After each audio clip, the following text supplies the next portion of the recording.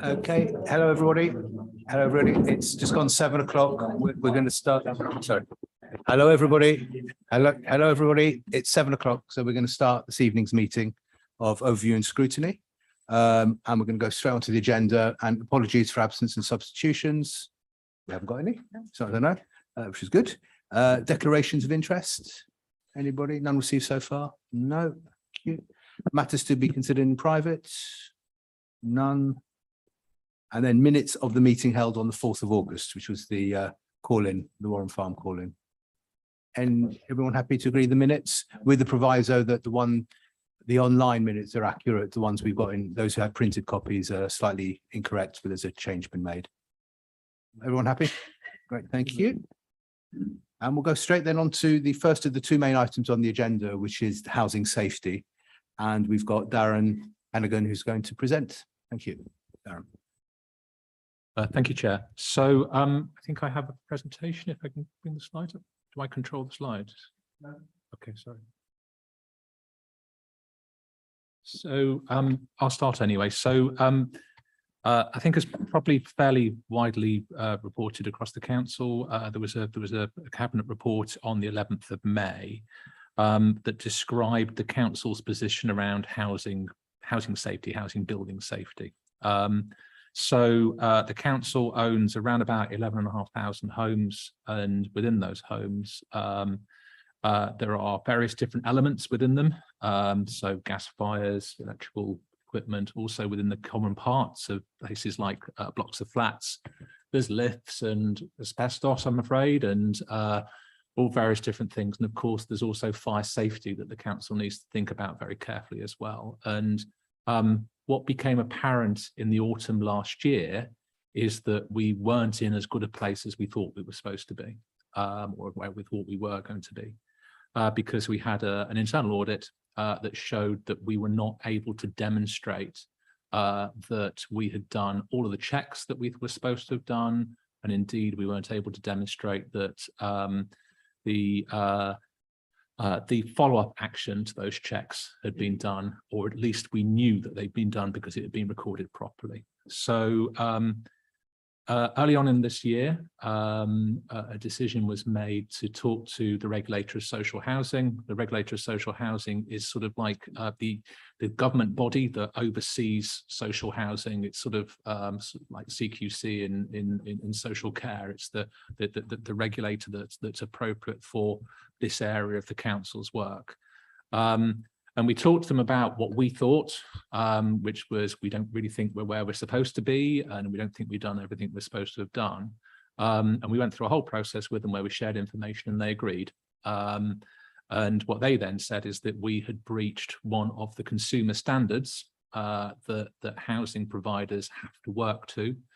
So there is a series of them, things around setting fair rents and engaging properly with tenants and responding to complaints and all those sorts of things, but also in this particular instance about having a proper system in place to be able to manage fire safety, but also the other types of health and safety that are, and building safety particularly, which are within the council's housing stock.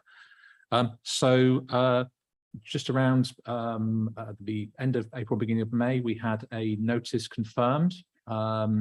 And the regulator issued that notice, and we've been working with them very closely ever since. What we are doing is working to rectify those problems, but also be able to demonstrate to the regulator that we've rectified those problems as well. We just go on to the next slide, please. So at the end of May, the Cabinet approved a document, an approach. So we considered the notice and then decided that what we should do is we should work with the regulator to issue what's called a voluntary undertaking. That voluntary undertaking needs to look back. So it's a contract between ourselves and the regulator. That voluntary undertaking needs to look back to decide and understand why we got ourselves into this position, needs to say where we are at the moment, and then look forward about how we're going to get ourselves out of that particular area. So the slide that you have in front of you is two pieces of work that I've mentioned, one of them earlier on, which is about the internal audit on fire safety, that said that we were not able to demonstrate that we had done what we said we'd done, but also there was areas where we just simply hadn't paid the right attention. And then a report by Art Consultancy on the right-hand side of that slide, who are a housing consultancy that we brought in to say, so what went wrong? And basically what they concluded is one of 5 things: that the leadership, management and the compliance team capacity wasn't there. So what they meant by that is that the understanding around building safety was not as strong as it should be, but also the ability to get ourselves out of the problem area that we found ourselves in was not necessarily there, because the capacity within the compliance team. So for example, councillors, now we are going forward with what we consider to be a proper compliance team, and there's around about 20 posts in it. At that time, we only had 3 permanent members of staff that were employed within that team. So we've developed a lot more compliance capacity in terms of numbers, but also specialist capacity, because if you know how to manage asbestos, you don't necessarily know how to manage lift safety, because it's 2 completely separate professions. So we needed to make sure that we had the right types of professionals, but also the right numbers. The big thing for us is the second one, which is around data quality. So this is recording and then proving what we do. At the heart of it, building safety compliance isn't that difficult. It's what you do with your car or with your house. It's knowing what you've got, knowing where it is and getting it tested. And if it goes wrong, you fix it. It's basically as simple as that. It becomes a lot less simple when you've got 11,500 homes to deal with they've all got various different things within them that all need to be tested differently, and all the buildings are slightly different because they were built in a slightly different way over a number of years, and that's the way Ealing stock is designed. So it becomes much more complicated. So you need to have a really, really good comprehensive data quality and data management system. And what they're saying is that our use of information technology is not where it's supposed to be. And we need to do a lot of work on data quality. So we knew we could, well, first of all, we knew what we needed to do, but then we could prove that we'd actually done it. The third thing they said was about contract management. We have fairly complex contract strategy within Ealing. Many councils have 2, 3, maybe 4 contractors, some for the more specialist things. So for example, fixing a lift, there's only about 2 or 3 companies that can do that for you. But then general work, there would normally be 1 or 2 larger scale contractors who would do that work. We've got 27. So we've got lots and lots of very short duration, narrowly focused contracts. And of course, if you've got that many contracts, you have to have that many contract management staff on the other side to be able to manage those effectively. And what they said is that it's too complicated and it leaves us in a position of vulnerability because we can't necessarily manage all those different conflicting contractors as well as we should do. The other thing was about performance management and reporting. So they felt that the way in which we manage performance, but particularly the way in which we manage performance in relation to members, we didn't bring the information through. So the portfolio holders didn't necessarily know what was going on because we hadn't got the performance management reporting system to bring that up. And they felt that should be strengthened. But then also the stuff about culture, and this is workforce culture. So for example, on gas safety, you could look at a performance indicator and go, yeah, that's 99.95% compliant. And you'll go, that's really, really good. On gas safety, that means when you've got 11,500 homes, you've still got around 50 to 60 people that haven't had their gas fire tested. So an understanding about what performance should be when it's portrayed is something which is very important. But also you need to have the culture that 99% isn't good enough. That actually we're looking for everything to be done when it needs to be done and everything to be fixed when it needs to be fixed. Put the next slide up. So what we're doing is taking this approach. So there was a period of taking stock, basically figuring out the best way of doing it. And we've developed what's called an initial recovery plan, which frankly, councillors, is me getting my team to go out and just do the work. Getting more skills in, getting more systems and processes up and ready, getting the policies and procedures done, getting the IT fixed, and just getting out there and doing the work. But then there's also something, and the regulator's very keen to see this, is that we transform the housing service, or I call it rebuild the housing service, because What they are absolutely certain about is that they want to see is not just some sort of temporary improvement in the service, they want to see it long-term secure in its improvement. And that's why the second part of it, the part about transforming it, is so important. And that's why it was so important when ARC looked at our work, they looked at all those 5 areas, because none of them, or some of those were not just about building safety, they're actually about the way in which we manage our stock. So if I give you an example of that, during COVID, we were not able to get out and do some of the planned cyclical maintenance. So that's things like replacing lifts and tower blocks and replacing windows and kitchens and bathrooms and all those sorts of things. That work tended to fall behind. So what that meant is when we were going out and testing the issues, and you'll see that in one of the performance slides in a minute, what we're finding is far more wrong than we thought we were going to, what we'd normally do. So therefore, of course, it takes longer because things haven't been replaced when they needed to be replaced. So therefore, we're trying to keep things together. And you'd know that from your own home. When your boiler gets beyond about 10 or 15 years old, it's just on the blink all the time, isn't it? Whereas you have to replace it, and then you can manage it yourselves. That's the situation which we found as a background to this, and that's why we need to get all the areas of the housing management service working properly, and that's why there's a focus on that. Can you do the next slide? This is a lift from the contract, the voluntary undertaking, it's called, with the regulator. And this is basically the initial recovery plan. Basically, councillors, what it says is that by January, we will have done that initial work. We will have fit for purpose systems. And we will have gone out and tested everything we needed to test. In fact, we are pretty much there at the moment. I think we've got 6 gas tests that we are out of date with, but that's about the sum total of it. But then most importantly, we'll have done the things that we needed to do to make the situation right. So you'll see on there things like high and medium risk fire safety remedial actions. So by the end of this month, we will have done all of the high risk fire safety remedial actions, but there are thousands of them. So in high risk, I think actually it's about 800 and something for the medium risk actions, which we will be doing. I think it's by November or December.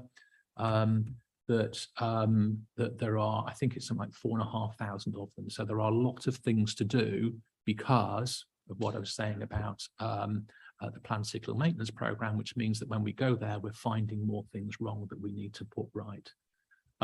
The areas which these actions focus on are what the regulator call the big 6. So that's fire safety, lift safety, FLA, asbestos, gas, electrical safety, and lifts.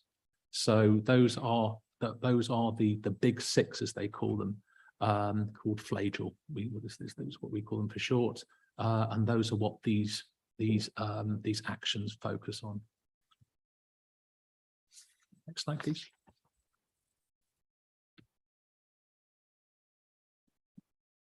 Bring the next one up. Oh, this is the next one, is it? Okay. Oops, sorry, I haven't got that one on my pack. So these are some of the other tasks around rebuilding the housing service that we will be doing. So we have a culture change program. We've been taking the staff on an away day. I think now, well, actually away half day, I think 4 times now. We're using the Health and Safety Executives Management Standards Indicator. It's a survey that looks at the way in which we operate our service, how we plan, how we organise, and how we deliver our services. We are looking at support for those people who need the support, and indeed within the building safety team, we will be sending a lot of people out on courses that they need to do in order to be able to have the technical competency that they need. We know that it's actually quite difficult to recruit into this area because there are a lot of councils in the same position as we have. There's actually, we're one of 4 now in London that have gone to the regulator to say that they're in a difficult position. Barking and Dagenham was the first. But what we are doing is we're trying to get some positivity out of an issue. So we have got 2 or 3 apprenticeship posts within there, which we're going to use our apprenticeship levy to be able to support, so we can bring people on who are either new to the industry or have been working in the industry, maybe potentially they're an electrician or a gas fitter, that we can then give appropriate training to so they can come into the building safety team. We've got a different operating model for procurement and contract management. We've used a company called WT who've done a lot of work with the council around contract strategy. What we tended to do, and this is why we ended up with 27 odd contracts, is that we tended to have contracts, then when they came to an end, just gone out and re-procured the same thing. What we've done is we've used an opportunity here to take a step back and have a look at the whole of what we need to do rather than what the contracts look like, and to test out the market to see what they can provide, and then go forward with a different and more comprehensive contract strategy to try and get those sorts of things right. And again, we have in place now a much better performance management framework, and you'll see some of the outcomes of that in the next couple of slides. One of the other things I just would mention is around engagement with our tenants. One of the big outcomes of the Grenfell inquiry is around the tenant's voice not being heard as strongly as it should have been. Many of the tenants and residents that were in that block were saying there's stuff wrong here and you need to come and fix it. So the bottom piece on that is actually very important, which is a customer engagement strategy. Because we call them customers, it's not just tenants, it is tenants and leaseholders, but also visitors to the buildings as well. And at the moment, we're doing a big review about how we build out from our housing hubs, very successful housing hubs, and how we build out and we encourage tenants not just to engage with us frankly, in a setting like this, councillors, because some people want to talk to us on WhatsApp, some people want to talk to us on Facebook, and we need to get a little bit more funky about it, maybe, and encourage people to get in contact with us and engage with us as much as we can. But also when things go wrong, respond to them as quickly as we can. And I know that in housing, we are not responding as quickly as we should be at the moment in terms of issues like complaints. So on the next slide, what we have is the last part of the voluntary undertaking, which is about how we test our improvements. So what you have there is a list of items that we need to be able to prove and how we're going to test whether or not we are good enough, so that when we then talk to the regulator, we're able to say this, thank you for overseeing what we've been doing, but actually we think we're there now. And that is around the way in which we're organised and structured, the capacity within it, how we're monitoring, how we're raising the alarm when things are going wrong, and how that issue around organisational culture is delivered as well. But what we will also do, if you remember what triggered this was an internal audit, we will invite our internal audit colleagues back to have a look at the systems again, and we would expect, instead of having no assurance, to get substantial assurance from that audit. And we think that's probably going to be around about the early spring that we'll be in a position to do that. So we will have recovered on the initial recovery plan, but we think we're going to have got far enough into the rebuilding the service by the early spring to be able to do it. Okay, can you just... What we also have is a changed governance process. So we meet with the regulator every month, but we also have a housing safety board, which is chaired by the leader, and Councillor Wall and Councillor Donnelly are also on that board, where I'm held to account for the work that we're doing. We also have a more operational board, which is called the Health and Safety Executive Board, which is chaired by Tony Clements, the Chief Executive. And that includes all the other members of the senior leadership team and all the other appropriate advisors and other people, people in the third sector, etc., that I need to be able to get behind this and to give us the support to be able to deliver. And then finally, we've got a programme board, which is the normal programme board, which I manage the programme through and make sure things are on tap. We are proposing to keep this in place for 2 years. I know there is some discussions around governance within the council, and what we will do is we will collapse this out and mainstream it back into the council's overall governance process. But this was important to the regulator in particular, because they're used to dealing with housing associations, and of course housing associations are set up in a slightly different way. So in order to be able to give them the confidence, but also to be able to give the programme the focus it needs, we did adjust the governance within the council in order to be able to get proper member oversight. And that's why I'm sitting here. Next And then this is kind of where we are with the initial recovery plan. Now, I could have given you one of these back in sort of February or March time, where these numbers were down in the 30 and 40%. We're now up to nearly 100% right the way across the board. In fact, these slides were done on the 8th of September, and by now the position has improved. So for fire, all the risk assessments have been done, both the communal risk assessments, also the advisory risk assessments. What we're also doing at the moment is what they call intrusive surveys. So this is where we go to blocks and we take the panels off, because we know that visually the panels are okay, but we don't know what's behind the panel. So we take the panel off to make sure nobody's put all sorts of things you find behind these panels, from bits of rolled up paper through to rock wool particularly, that can be flammable. So we take off the panel, which we know is safe, but we need to make sure what's behind it, and that work's been done. And we have done almost 100% of that. The advisory fire risk assessments are the visual ones, and we're completely up to date with that. Legionella, we're completely up to Legionella. That is up to date with Legionella. That is not only just identifying where it is and doing the inspections, but also we test the water to make sure that the water is appropriate. The asbestos surveys are all done, and we've only got 3 low-risk remedial actions to do for asbestos. LGSR, to everybody else, it's called gas.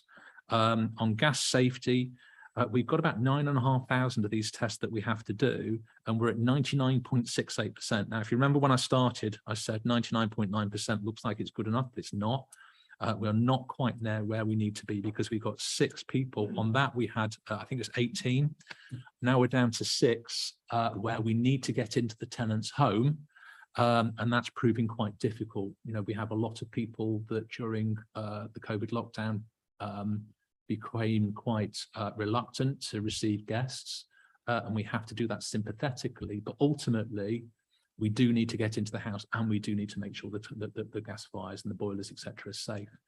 So we're doing it compassionately, but unfortunately in some instances we do need to go through the court process to be able to get access. But even when we do get a warrant, we make sure that we take colleagues from social care, etc., with us to make sure that we're supporting our tenants when we go into their homes.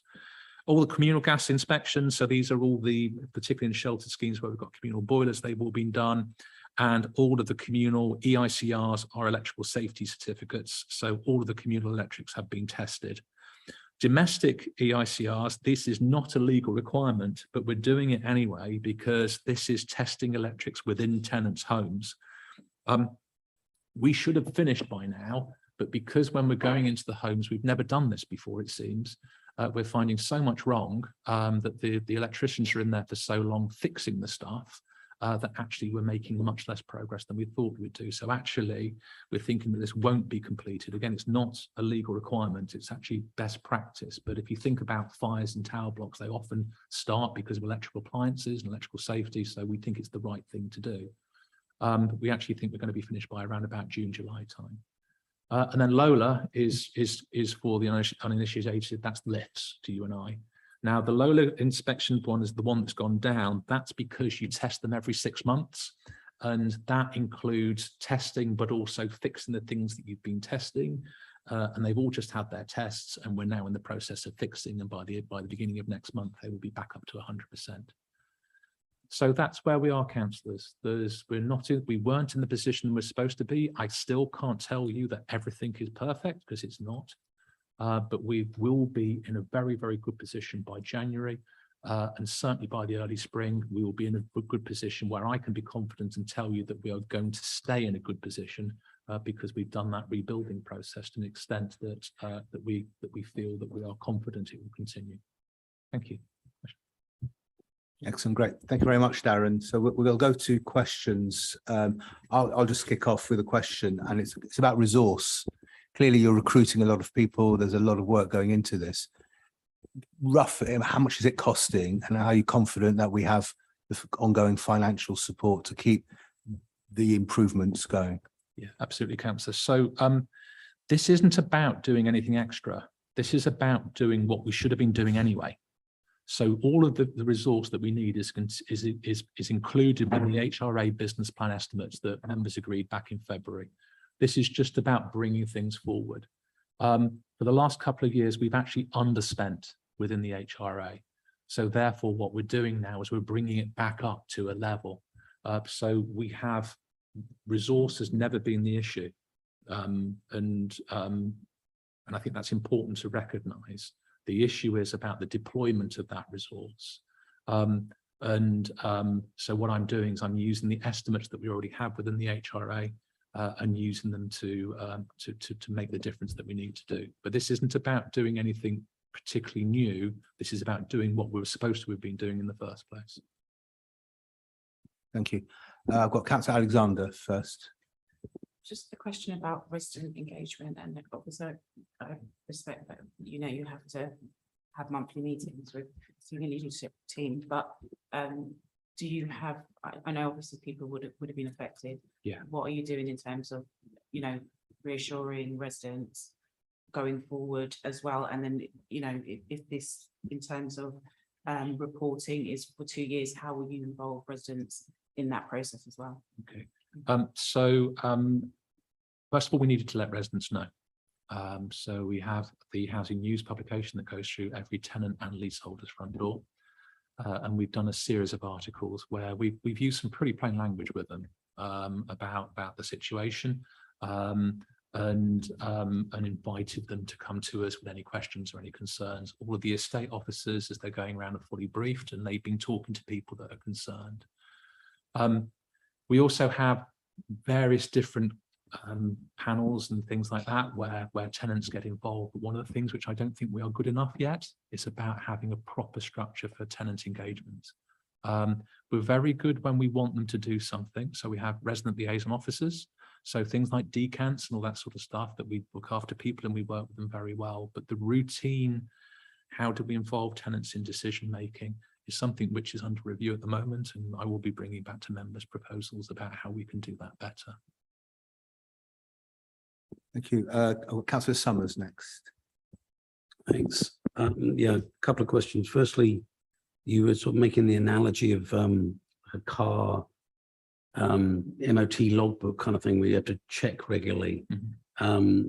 Is that how do you sort of monitor, you know, all these thousands of checks that need to be done? Is there a paper system, or is there a software program that keeps track of it all and sort of flags up that's due again, etc.? Yeah, it is. So we have a number of computer systems, because some of them, and I won't go through the names of them because probably I'll get them wrong, to be honest with you, but we have one system that looks at the asset database and puts life cycle factors into it. So it's not just about how it tests, but we know that, you know, a kitchen's not going to last more than 10-15 years before we have to go and replace it. So there's part of that, and that's the base position for knowing what stock we have and we're knowing what's in that building.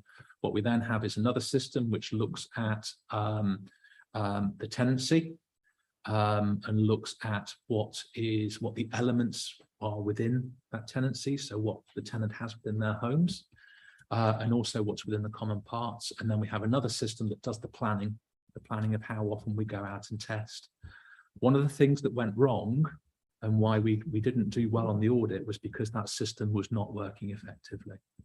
So we were not able to say exactly how many gas appliances needed testing and exactly how many lifts that we had at one point, because there'd been a breakdown in that system. So that's what the audit showed, that we weren't able to, because we weren't recording things right, and because we didn't know what we had, we weren't able to demonstrate that we'd got proper safety systems in place. So even if we had gone out and tested it, we weren't able to say to you, okay, Councillor Summers, and this block has been tested on this date. That's now being rectified, so we are able to do that now. But what we need to do is we need to make sure that we invest to ensure that the systems and processes are fully understood by the staff and it doesn't happen again. But yeah, it is, as I said, the process itself, the concept isn't that complicated. It really is just remembering when you need to go and do stuff. But you times that by 11,500 houses, plus however many tower blocks they've all got 1 or 2 lifts in, etc., etc. It just keeps growing and growing and growing. And there are literally tens of thousands of these things that you need to remember to do and then record, and then do the stuff that's broken and make sure that we've got a record of the fact that we fixed it, and then we have a quality assurance process at the end of it. So it's big business because of the volume rather than necessarily the complexity of it. Second question, if I may, is about contractors. You said there was 27 contractors at the moment. So is there an aspiration to reduce that number to a particular number? And also, what sort of strength, what sort of power do you have over the contractors? I've had a bit of case where a resident, a council tenant, has been waiting like over a year for they've got a leaking roof, and I'm not going to name the roofing contractor, but she says the surveyor, the council surveyor, keeps getting them to come out, and they won't come out, and it sounds I don't know. Eventually, she just emailed me today saying they finally come out, scaffolding's gone up, something's been done, but it sounds like some of these contracts are maybe not that strong. Yeah. So as I said, there's a problem managing 27 of them, because you've got to have people that know what they're doing on the other end of it. Also, when you've got complicated jobs where one or two things have gone wrong, you've got to have multiple contractors, and that's even more difficult to manage. Ideally, we should have about 5 or 6. We should have one main contractor that we trust, that we've got a good relationship with, that does the bulk of the work. And that what we then do is we then supplement it with specialist contractors that can do the more technical stuff, because not every contractor can do, the most difficult types of boiler engineering, for example. Particularly not when it's a great big boiler for a sort of a communal heating system. So you should have, a much smaller amount. What we do is we go out to the market and ask them what they can do, because it changes. When I first started doing housing, what happened is many councils literally took their in-house DLO, handed them over to a company, often called Mears, Morrison's or Enterprise, and they ran it. And we used to have a target price mechanism within it. The world's changed a lot since then, and you do have a much broader and much stronger market of contractors. Your point, though, more is about contract management, and that's where I need to ensure that our staff are able to manage those contractors properly. And contract management doesn't just start once you've got a problem with the contractor. It's about understanding what you want that contractor to do and specifying the contract properly, and being clear that you've got the right contractor doing the right work. If all that works, you don't tend to have problems. When you have problems is when you've got the wrong contractor. I think I probably know about the piece of casework you have, and one contractor went there who basically bodged it, and we've now got somebody back who knows what they're doing. So that's an illustration of where things can change and get better, but it is still a big issue. That is one of the things which is going to take more time to fix, because we've got to go out to the market and be able to procure those people and get all the contracts sorted. So that's one of the things which is going to take a little bit longer to fix, to get right. Thank you. Well, Councillor Ball next. Yeah, thank you. 2 questions as well, if that's all right. So first one is actually they follow on quite nicely from Councillor Summers' question.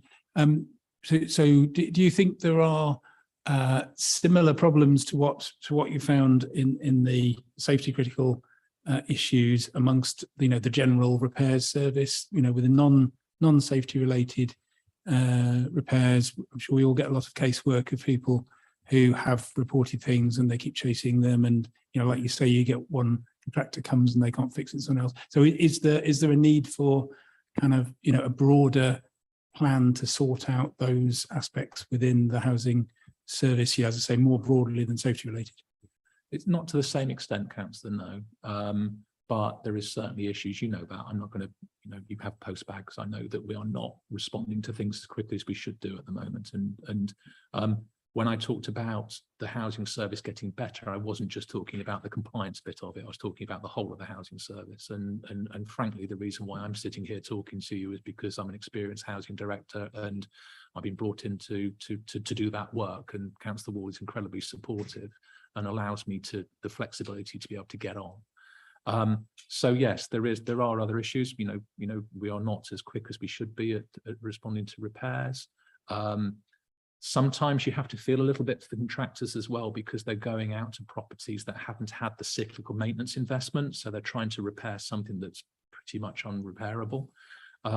So we've done things like changed, it's called the variation limit. So when you get the operative turning up on site, the tradesperson turning up on site, we say to them, hey, listen, do what you need to do. So, say you've got a leaking tap, don't just mess around with the washer and go back again in 6 weeks' time and do it again. Replace the tap, because sometimes it's just cheaper to do it that way. And you would do the same thing with your own home. So yes, there are other issues, but they're not to the same extent. And I'm not being complacent there. We have evidence to show this, that it's not to the same extent as it is within building safety, but there is definitely improvement. The whole system fits together, and we're working all the way through it. Okay, thanks. Sorry. The other question I had was in reducing from 27 contractors to 5 or 6. Is there a risk that the 5 or 6 will tend to be kind of large national, regional companies, and there'll be less, there'll be some jobs lost amongst kind of the local smaller contractors? No, so the contracting market's changed quite a lot over the last 20 odd years since compulsory competitive tendering was brought in, which meant that a lot of councils outsourced their DLO provision. And what they did is they went to 4 or 5 companies, and most of them, like I say, were called Mears or Morrisons or Amy indeed, and we know about that one. The market has changed significantly, and there are a lot more smaller businesses. Some are located in the borough, some are just outside. So a lot of them come in from sort of, North London or a little bit further out towards West London. But yes, there are a lot more of them available, and a lot more London-based ones. So we can work with those. The key with contractors is to develop the right relationship with them. And part of that, like I said to Councillor Summons, is about understanding the business yourself, so you understand what you're buying, but also understanding the price that you should pay. We need to pay the right price for things to get the right service. It's not just about going for the cheapest. Being the cheapest sometimes is a bit of a false economy, because the contractors aren't stupid, they'll get their money in another way. So therefore, when we do this, we will make sure that we get the right value for money. But value for money is not always the cheapest one. It's sometimes the one which is slap bang in the middle, whether they're good, they know what they're doing, and they give you a good quality, reliable service. Yeah, I mean, I think I agree with that as a general principle, but there are situations. I know on the Trees Estate, Village Park Estate in my ward, when they were replacing the roofs, the council was paying a lot of money to replace the roof on a set of 4 maisonettes, which is exactly the same as a pair of semis. And what was happening was the contractor was just subcontracting it to, a roofing firm that would do it at half the price kind of thing and taking the rest in profit. So I think there are some situations where already we're paying too much. Yeah, and there's a balance to be struck. Where I think in street properties it's slightly different, but actually the council stock in Ealing is not, we don't have as many street properties as other boroughs do in outer London. With us, we have a lot of flats. And the complexity of managing a job where you've got multiple contractors stepping over each other, and you're trying to keep the tenants in the block safe, when you've got lots of people, when you have to figure out who's in charge, is really quite complex. And sometimes it's better to have sometimes larger contractors who frankly know what they're doing and know how to manage all those different trades at the same time, rather than relying on our council members or staff who are much better at managing in a sort of linear way, that it's like, get that contractor to go and do that because we want them to do it in that singular job. But when you're trying to do the whole piece, it is sometimes better to have larger contractors. And that's why it's understanding the business, and it's getting the right people in place to be able to do the job properly and effectively. That's the key to it. And I can't overstate that. So often with contractors, we think further on down the pipe, which is, but hold on a minute, we could do this a bit cheaper and we could do this a bit different. It is that the effort needs to be put into understanding what you want to buy before you buy it. And then it's suddenly, you'll find that things work a lot better. Councillor Rice is next. Thank you. I think my question was mostly what Councillor Ball was asking in his first question, because I was just looking at the repair service, just wondering about lessons that could be learned from our experience with the repair service. But the thing that really like makes alarm bells ring is this discussion on culture, and maybe I would like to maybe expand a little bit on that, because it makes me feel as if, is there a possibility that maybe our repair service is falling down, partly because there's an attitude of maybe these things don't matter for whatever reason, like you give the statistics that because you're not, just because you're just under 100%, maybe that those few percentages doesn't really matter so much. Is there instances where maybe within repairs we have an attitude where it doesn't really matter so much, and can we learn and improve there as well? Yeah, absolutely. And I just firstly say that we've got a lot of very, very, very good staff who are incredibly dedicated and are working incredibly hard in difficult circumstances. But when you've been working in a service that isn't quite good enough for a while, you tend to accept that not quite good enough is good enough. And that's the thing that we've got to break, is that the culture of, particularly in buildings, you just can't get it wrong. If there's any lessons to be learned over the last 10 years, you just can't get it wrong. Just about good enough isn't good enough. Absolutely good enough is right.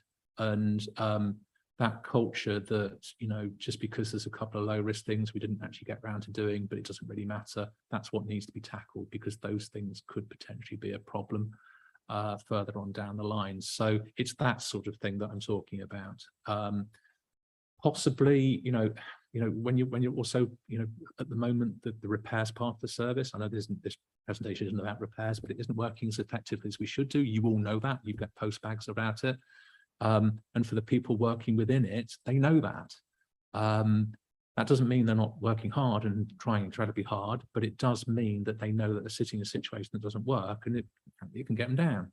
And that's where people like me and my management team need to come in, isn't it? Because we need to keep them going and keep them supported, and and keep them trained and developed and organized better, so that the work is the work around them becomes easier and more effective. And the culture isn't that it's Monday, got to answer a couple of complaints before I can do anything. It's right, Monday, okay, what can we crack on with, and what can we do to succeed? So it is important. Workforce, you should never underestimate it. And that's why I think you're asking the question. You should never underestimate workforce culture, about how it then permeates into the performance of the whole team. And that's why, frankly, I'm very optimistic about the future, and my staff are going to be soon, because we are putting the investment in, we are supporting them, we are getting ourselves organised, and we are improving systems and processes to make their life easier, so they can be more effective and they can get out there. It is a difficult job managing council housing, managing social housing, because we are managing and supporting some of the most vulnerable people in our community. But that's why we have to work harder, isn't it? That's why we have to do more. And that's why we have to support our staff that much more. Thank you. Well, Councillor Newstab next. Honestly, I think quite a lot of that was just answered there. I was just really interested in your point about culture. Clearly, you've achieved a great deal in a really short period of time. So well done on that. And I don't think I need anything more in terms of culture, but it's really fascinating to see, and perhaps it's a case study within local government, that the leadership and the implementation of clear leadership and guidelines and working on that culture really does have effects. And I'm going to throw a few kind of very tedious cliches that I use in my work a lot, which is really interesting to see it in place, which is the measurement precedes management, and you are the living proof of that. And the other, which I think is fascinating, it'll be really interesting to hear at a later date how you get on with the contractual arrangements that you're going to be looking at, because you really do get the vendors you deserve. And that's why, if you have the culture of engaged people who understand the brief and want to work with those vendors to make them contractors, to make them as effective as they can be, you will be more successful. So, I just say well done on what you've achieved, but don't keep up that focus on the engagement and the culture of the team themselves, because that's crucial. Thank you. And I couldn't agree more. And also Councillor Alexander's point around engagement of tenants within that, the culture of, we've always used these sort of like almost throwaway lines, put the customer at the heart of what you do. In housing, you can't do anything else. You really can't, because You know, they're not units, they're homes, and they're not tenants, they're people. And you have to always remind yourself of that. And encourage them to become part of the decision-making process, because frankly, it just works better. It's a selfish thing as well. The system works better. And like you say, you get the people that you deserve, certainly with contractors, and you get the relationship you deserve with tenants as well, if you don't put the right amount of effort in. Thank you. Councillor Kumar next. Thank you, Chair. Just a couple of questions. Well, thank you. I mean, I do appreciate, you know, your approach to all this and recognizing the challenges. So my question was on the court orders that you have to get in order to for you to have access to those tenants. Who does the council bear the cost entirely, or does it fall on the tenants as well? Because these tenants are hard up. So I mean, I'm just wondering how much how important it is for you to gain that access at what cost. And my second question was on the transformation plan, on the key tasks. You actually outlined the current position, which is really current as in now, and then certain implementation and on the framework will take place November and then going on to June 2023. Is that on schedule, or do you have I mean, are there any issues on that? But I was a little bit concerned on testing on your improvement thing. Is you mentioned especially on the building safety governance arrangements, you say at least 2 years. I just wondered, you know, what you actually meant by just the 2 years. Thank you. So if I do the governance first, the reason why we got ourselves into this, one of the reasons why we got ourselves into it, is a failure of governance. So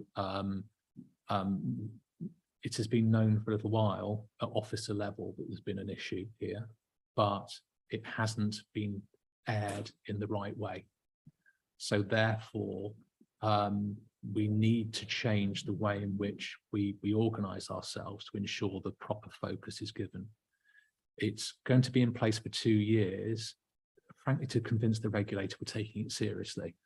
But what we need to do is we then, after 2 years, to collapse it back into the council's mainstream systems and processes for governance. But also, and I think this is acknowledged, you know, within the centre of the organisation, fine tune it a bit better, because I think that it's clear that if this information had been aired and presented in a different way, then I think that action would have been taken quicker to rectify it. But I think there'd been a tendency to present things in a more positive light than maybe they were in the past. And that's why that government process is in place, to ensure that we, first of all, convince the regulator we're taking it seriously, which of course we are, but also to make sure that we change the language that we use with each other. So, you know, in my presentation this evening, I've been pretty brutally frank with you about the situation. But that's what you need to see, particularly in a sort of post-Grenfell world. In terms of getting access, it depends, really. Some people are incredibly vulnerable and need the appropriate level of support rather than another penalty for them saying that they can't come into a home. We have some tenants with some quite profound needs, and we need to be sensitive to those. But even when we've tried everything we can do in order to be able to deal with it compassionately and ask, there has to be a limit to that, because at the end of the day, we do need to make sure that that tenant's safe. And indeed, if they do have some profound needs, often it's even more important that we make sure that everything's working properly, because they may have, you know, more complex needs, more chaotic lifestyle, and maybe are doing things, you know, we have hoarders, etc., within our housing stock. And clearly that's not a good complement to a gas fire that's not working properly. So we do need to get in. When we talk to the court, if we do have somebody who, frankly, is just doing it because they're being difficult, then yes, we might look for costs. But when we have somebody that's incredibly vulnerable, no, we don't. And we do that assessment with the courts, and my staff do that assessment as we go through that process. It does cost the council quite a bit. Going to court, to magistrates court, isn't cheap, but it's a good investment. We need to do this stuff, and we need to do all of it. Forgive me, councillor, I've forgotten that there was a very good question in the middle. Yeah, so in terms of are we up to date? Yes, we are. Yes, we are. My challenge is more, I think, a question which was over here about keeping up to date. So getting good is fine, because we can just kind of like, can rally the troops and we can, get all the resource in place and get good. It's keeping it in place. And that's another reason why the regulation, the governance is going to stay in place for 2 years, because members need to, clearly the leader is chairing the main board. We need to make sure that we've got that oversight so that councillors can be confident that things haven't slipped backwards again. I've got Councillor Nijar next. Great. Thank you very much for the presentation. Just 2 quick ones, if I may. Well, actually, Councillor Rice sort of asked my question. We've talked a lot about the culture, and obviously this has been a key issue that's been identified in the report. And obviously we understand that, things have to change. I'd be interested to learn a bit more about your thinking of how you're looking to address that. I mean, you mentioned there's a training program in place, but I mean, some sort of time frame and more specifics, if you could elaborate, would be appreciated. It's actually a very difficult area to give specifics. I can't say by April the 31st, everybody will be hunky-dory, but what I can tell you is what we're trying to do in specific terms. So there are many tools that allow you to do this, and some of those are diagnostic tools. And the one which we're focusing on at the initial stages is the Health and Safety Executives Management Standards Indicator is what it's called. And that asks, it's actually specifically designed for an organisation that's in stress. So you can get things, I'm sure everybody's seen like Myers-Briggs and, different team roles and all those sorts of things. That's not where we are. We're not at that part yet. That's kind of like the icing on the cake, and we're trying to bake the cake at the minute. So this is a diagnostic to understand why people are feeling the way they are and why they're working the way they are. And what it does is it asks people about their workload, about how they're organised, how they get on with each other, how they get on with their manager, whether or not people from other teams support them when they need help, because we work in a complex business and that's very important. But also they are asked how we manage change. We've been through this in 3 different iterations now because you've seen the configuration of the council's changed slightly. So the whole of housing is now underneath me. I haven't done it with Lynn's area because frankly, Lynn's area is doing really well, to good service. But within the housing management team, we now include the estate officers, the community housing officers. And really quite consistently, what they're saying is they're really busy and they are a bit niggly with each other, and sort of relationships can be a little bit fraught. Sometimes people don't really help them out when they need to be helped out. But the overall thing that they say is wrong is that the way in which we are managing change is not being good enough. So in the first session, what we do is we then use that information and get them to understand and to explain what that makes them feel, and come up with their own action plan. And one of those action plans and one of those particular actions is it's an informal contract we make with each other, and it's called agreed behaviours. It's organisational culture written down. And it's things like, in relationships, just what we call speaking well of each other. So don't blame everybody else when things go wrong. When like the repair service, the guys working in the repair service, it's not their fault. They're working really hard. Just be nice to them, be kind. So we start off with things like that, but then we get more specific. And then right at the end of it, there is then the real end of the contract, which is you then take responsibility for calling out behaviours when they're not in accordance with those behaviours. For people that know what OD, this is fairly straightforward stuff, but it's important, and the team have come up with these behaviours themselves, which is the most important part of it. So it's not me as the boss. This isn't, by the way, as I had to explain to the unions, a change in their terms and conditions. It's not that at all, but it's about an informal contract between each other about how they want to be treated and how they agree to treat other people.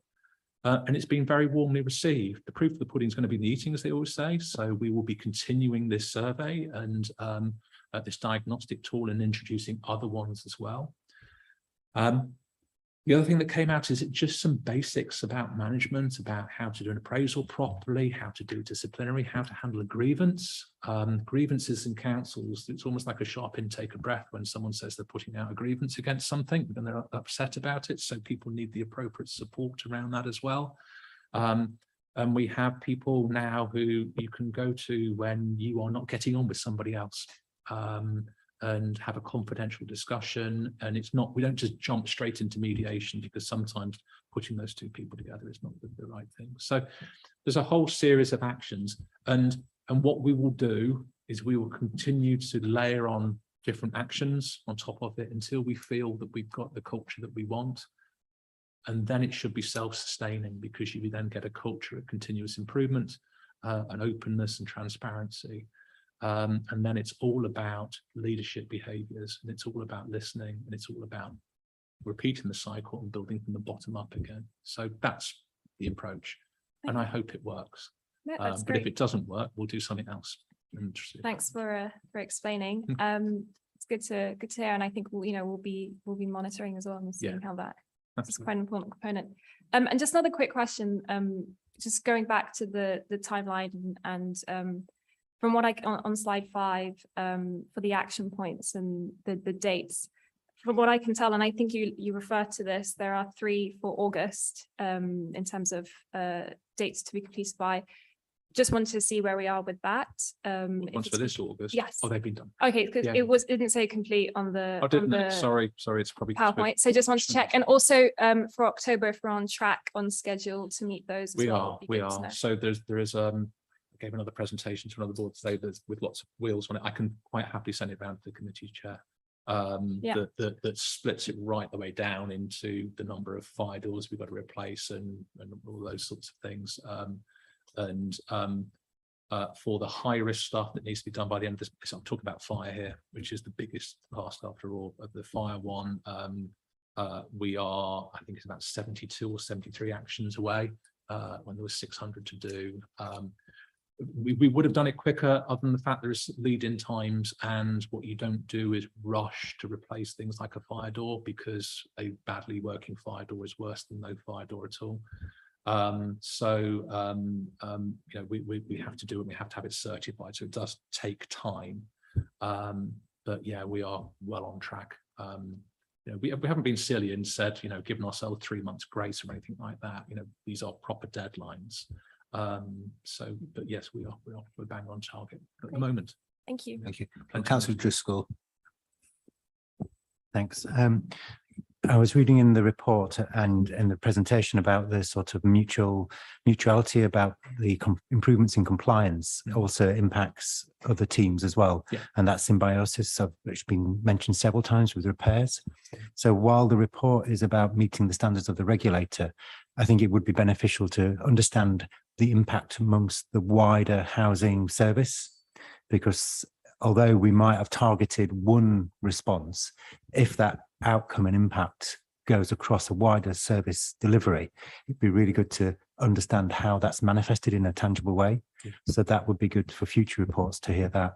Yeah. And the other thing was I also wanted to know about was Ealing's not an island, and I'm sure none of this is new to the world of housing. So while you mentioned, I think there were 4 self-referrals amongst London boroughs, there must be some good practice and some people who are meeting the standards. So is there a professional network that we're drawing upon for tried and tested systems so that we know we can implement, that they know the IT works, and we know that they've got a track record? Is that being used as well?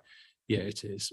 One of the wonderful things about local authorities is, frankly, we're all in the same boat. And we help each other out from time to time. So tomorrow, indeed, my voids team are going to Southwark to look at the configuration of their system. We haven't talked about voids tonight, but voids are an area of improvement as well.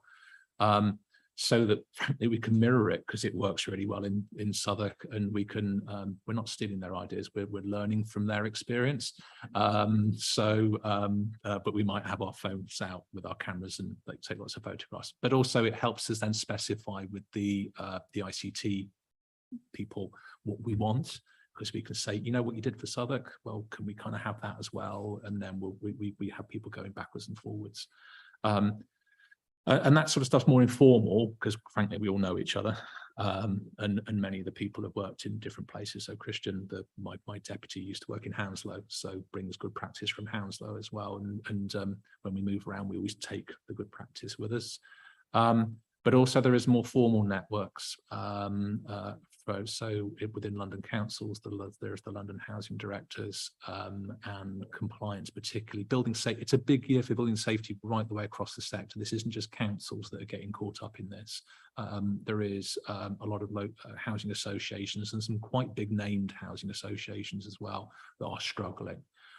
Because there's been a big shift in expectation on building safety, and indeed at the end of next year, where everywhere has to have what's called a building safety case, where everything all gets put together and everything's shared with tenants and residents.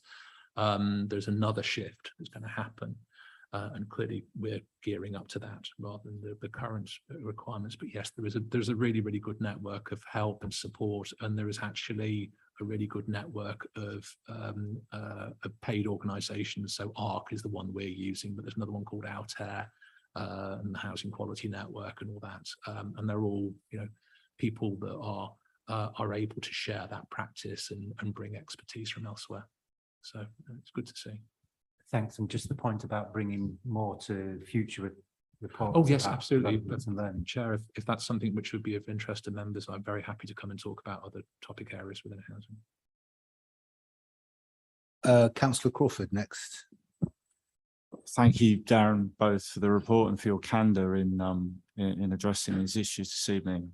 I'm glad you said that there are a number of good, hard-working staff within the housing department. Two of them are sitting with you, even if they might respond to different areas. I think it is important to emphasise that, even when we're talking about things that are suboptimal in some cases, and indeed historically. I'd like to make 2 points, if I may, on the substantive elements that have been before us.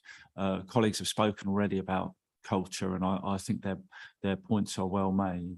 From my experience as a councillor over a long period of time, the report details things that are not a surprise in terms of access to information sharing, and then how residents, and I would prefer that we call them residents rather than customers, it's a hobby horse of mine through Scrutiny, because the very type of vulnerable constituents are not the people who are customers who can go and buy another house. They are in our care and relying on our council for very specific reasons. The resident, you spoke about it in answer to Councillor Alexander and other colleagues already this evening. Many of these issues would have been more easily addressed were the tenant's voice, were the resident's voice, or indeed the member's voice heard earlier in the process. And you did give us some assurance about how that cultural change that you are currently working through will remedy that and give a better pathway, both for, because what you spoke about was maybe some senior officers were reluctant, or officers in general were reluctant to voice some of their concerns to members, or they didn't reach people, and I'm not trying to impugn anybody here, but reach people of the level where Councillor Lauren Wall now is in terms of the candour of that conversation. And so clearly that needs to change, and I'm encouraged that it is doing. Secondly, just on the timeline and the timescale of the things you've outlined, and you've answered this to colleagues to some extent. You've said that the 2-year timescale is to satisfy the regulator in respect of what we need to satisfy the regulator of, that we're meeting the levels of compliance. But I'd just like to hear more about, and it's difficult because you're an interim appointment at the moment, but the aspirations for the service must go beyond, meeting the minimum levels of compliance. It's such an important area, and I know Councillor Wall, Councillor Mason, and indeed Mr. Clements and senior officers agree. This is the most important area. It's the one that all of us receive from our from our residents the most. Many people of my age cannot get on the housing ladder. They're just not going to be able to. They may have, many people coming out of the pandemic will have more recourse to this level of service because of, or to this particular service because of change in their circumstance. And I think if we can't get this right, everything else, although important, is secondary. So what is the longer term aspiration in terms of getting us to where we need to be? And I'm fully cognizant of the fact that you don't have all, you can't press all the levers that you want to at the moment within local government. So it's a really broad set of questions. So, Councillor Corp, absolutely. Frankly, I'm not here just to make a temporary difference. And Councillor Wall and the leader and also the chief executive are clear with me that I need to stay here until we are in a safe place. But if you remember, this is my second gig at Ealing, it was a different situation, but similar in some ways. There was a very difficult thing to do with the Environment Service that time. What I hope I did was firstly get the difficult stuff done and point the ship in the right direction, but then recruit somebody in Gillian Marston who was very good. I hope you agree she was very good. That then carried on that, because frankly, it makes me feel good about what I'm doing. So it's a very selfish point of view, but also I think it's the right thing to do. And I expect to do the same thing here. And maybe one of the reasons why we got ourselves into this pickle is because the quality of handovers in the past, that it's kind of, half an hour and, here's your login details, rather than what I gave to Gillian, which was page after page after page about that blimmin' Amy contract, that she could then pick up and then run with. And I hope she did that. And that's why I hope you see we've got Greener Ealing now, which was, if you remember the plan, which I discussed with members when I was here before. So, I'm hoping to do the same thing again now, that I'm here for a period. And what I then do is I then work with Councillor Wall as a very able portfolio holder, but also a very able set of members to create an equally able set of officers that then have got the capacity on a permanent basis to be able to take it forward. And that's what I hope to be able to do before I leave. That's the plan anyway. Worked last time. We're fairly tight for time now. So we've got Councillor Ty and then Councillor Alexander, who's going to have a second question, and then that'll be it for questions. Thank you. Great, thank you, Chair. I just wanted to ask a bit about the relationship with the housing associations and how and if the different ways you kind of work together to resolve issues. And if there was a case where there was like repeated difficulty, is there a way to kind of escalate it or work together? And so it's the situation, and thank you so much for the presentation and everything. And you give me a new acronym, which was Lola, about the lift safety. Yes. And it's one that very much it resonates for, I know us in North Hanwell, there's one case where there's a situation where I'm very lucky. I have ward colleagues who are very experienced on this, on the ins and outs, but it just strikes me as you talked about it and how important it is for safety and assuring residents. And it's just one we're not making too much progress with. So I just wanted to gain a picture really on the relationship with the housing associations and how you guys tend to work together. And if there's something that's like a recurrent issue, is there a way we can kind of escalate it to work together? Absolutely. So we have a good relationship with the housing associations. Obviously, we develop some of our estate renewal sites with them. And we got some good examples of that with Peabody in South Acton and others as well. And there are some pretty good housing associations in Ealing. Not every housing association is brilliant. Anybody that's worked for Circle Anglia will know that. But anyway, sorry, I probably shouldn't have said that. But yes, we are well versed for housing associations within the borough. Some of the staff that I have used to work there, so we're able to transfer some of that knowledge as well. If you're talking about having issues with those with housing association tenancies and residents within those blocks, we do have a private sector housing team that are able to take on board that work. But also, if you let our team know as well, we are very well versed with talking to our colleagues and working through with them. On most of the estates where we have housing associations, we have what's called nomination rights. So Lynn and Jack have got the ability to place people who present themselves as homeless here into those estates. So we still maintain a responsibility with them. We discharge duty, but clearly they've come in through our front door, so we're very well aware of that. So, but yeah, there is plenty of mechanisms. So if you do have issues, please let us know, and we'll find the most appropriate person to talk to.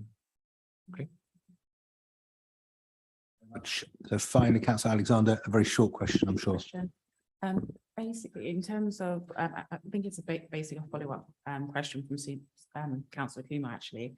In regards to the vulnerable residents that you may not get access to, do you, obviously it may be that these vulnerable service users, residents may be using other services in the council, for example, you know, children's social care, adult social care.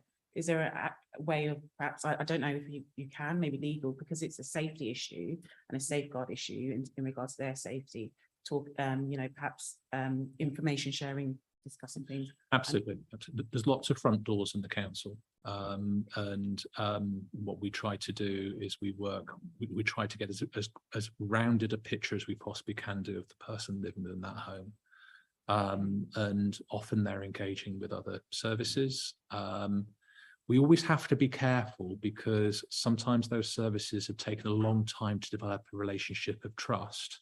And what we don't want to do, because we can be the kind of like the big bad housing people wanting to come in and check your gas fire, and they don't want to let us in. We don't want to damage that relationship of trust they might have established with the mental health services, as an example. You know, we need to tread carefully sometimes. Sometimes the residents we're talking about aren't necessarily vulnerable because of their natural vulnerability. Sometimes they've engaged with far more assertive services around community safety and could possibly be in prison at the time. So we then work with the probation service and things like that to be able to get access. But there are, like I said, there are lots of front doors in the council, and we try to use as many opportunities as we can to engage. Okay, thank you very much, everybody. That was an excellent set of questions. Oh, Councillor Wall was going to say something. Sorry. I think, you know, where we are is on a journey with this, but I think we've made significant progress so far. We've got a little bit more to do, but we'll absolutely get there. You know, we remain very focused, and throughout we've been open and transparent, and we will continue to do that. So, and I'd just like to say thank you to Darren for the significant progress he's made so far. Well, thank you, Councillor Wall. So yes, thank you everybody for a really good set of questions. Thank you, Darren, for the report, for answering the questions with candor. We will come back to this, obviously, at some point in the future. I don't know when will be a sensible timescale, but we'll review that later down the line. So again, thank you very much, everybody. We'll move on to the next order of business, which, so in terms of the end, our recommendation is to note the report. We're not going to do anything more. Thank you. Agreed. So housing allocation policy review. So I'll hand over to Councillor Wall, who'll introduce it, and then we'll go from there. Thank you. Yeah. Well, as you know, we've got a limited supply of social housing, and it's dwindling, and we have many more applicants on our register and those aspiring to be on the register than we can cope with. So to get the allocation of the housing right is extremely important. This process of reviewing the allocation began some years ago and got interrupted with legal challenges and then with COVID, and we want now to bring it to a conclusion. So it's our idea to bring it to pre-scrutiny because we welcome your input. We genuinely want you to have a good scrutiny of the proposed amendments. There are 8 of them in total. I think from my point of view, I would really appreciate your focus on the removal of the Band D in particular, and also the move on quota, whether the latter is fair to all groups. And I just welcome your scrutiny tonight. So thank you. Okay, so I think, Jack, are you going to lead on this? Thank you, Chair, and good evening, councillors as well. I'll also introduce Linda Val, who's Assistant Director as well. If you put the first slide, please. I'll carry on anyway. Councillor Ward's just explained a little bit of a timeline, but the current policy that we have in place was implemented in 2012. There's some administrative changes in 2013. So that is our current policy. It's still lawful. I should make that point very clearly. We began actually consulting on a revised policy back in 2014, 2015.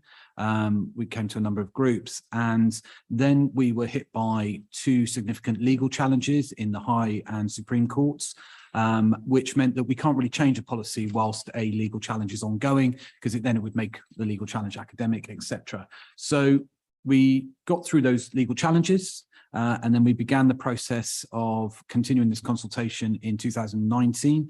We came to actually scrutiny in 2019, took the advice from there, and then we formulated the proposals, undertook the statutory consultation. So that's the 12-week statutory consultation with residents, with applicants, as well as the actual main requirement for statutory consultation is with registered providers.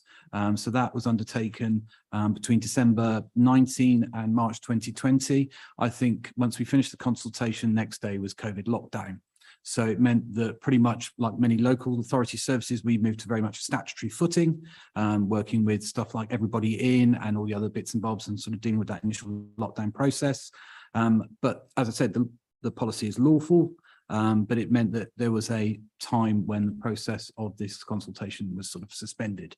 We're now back at that point where we wish to complete the process of the review of this allocations policy. There was a session in July, which I know a number of councillors attended, to have a discussion about that. There was an open party discussion there. We went to political cabinet on the 8th of August.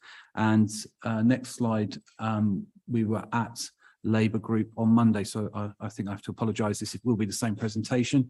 So please stick with me. And we're aiming to take the policy, so that would be the draft allocations policy and an Equality Act assessment that goes with the policy to Cabinet in 2020, with the implementation to occur in spring 2023, because naturally there's some administrative work to do post agreement of the policy, as well as some changes to our IT system. Next slide, please. So, oh, thank you. So the current policy position is obviously there was two presentations that came out some time ago, one from myself and one from Shabana Khan of the legal department, which kind of gave the setting in terms of where we are in terms of numbers, but also the legal position.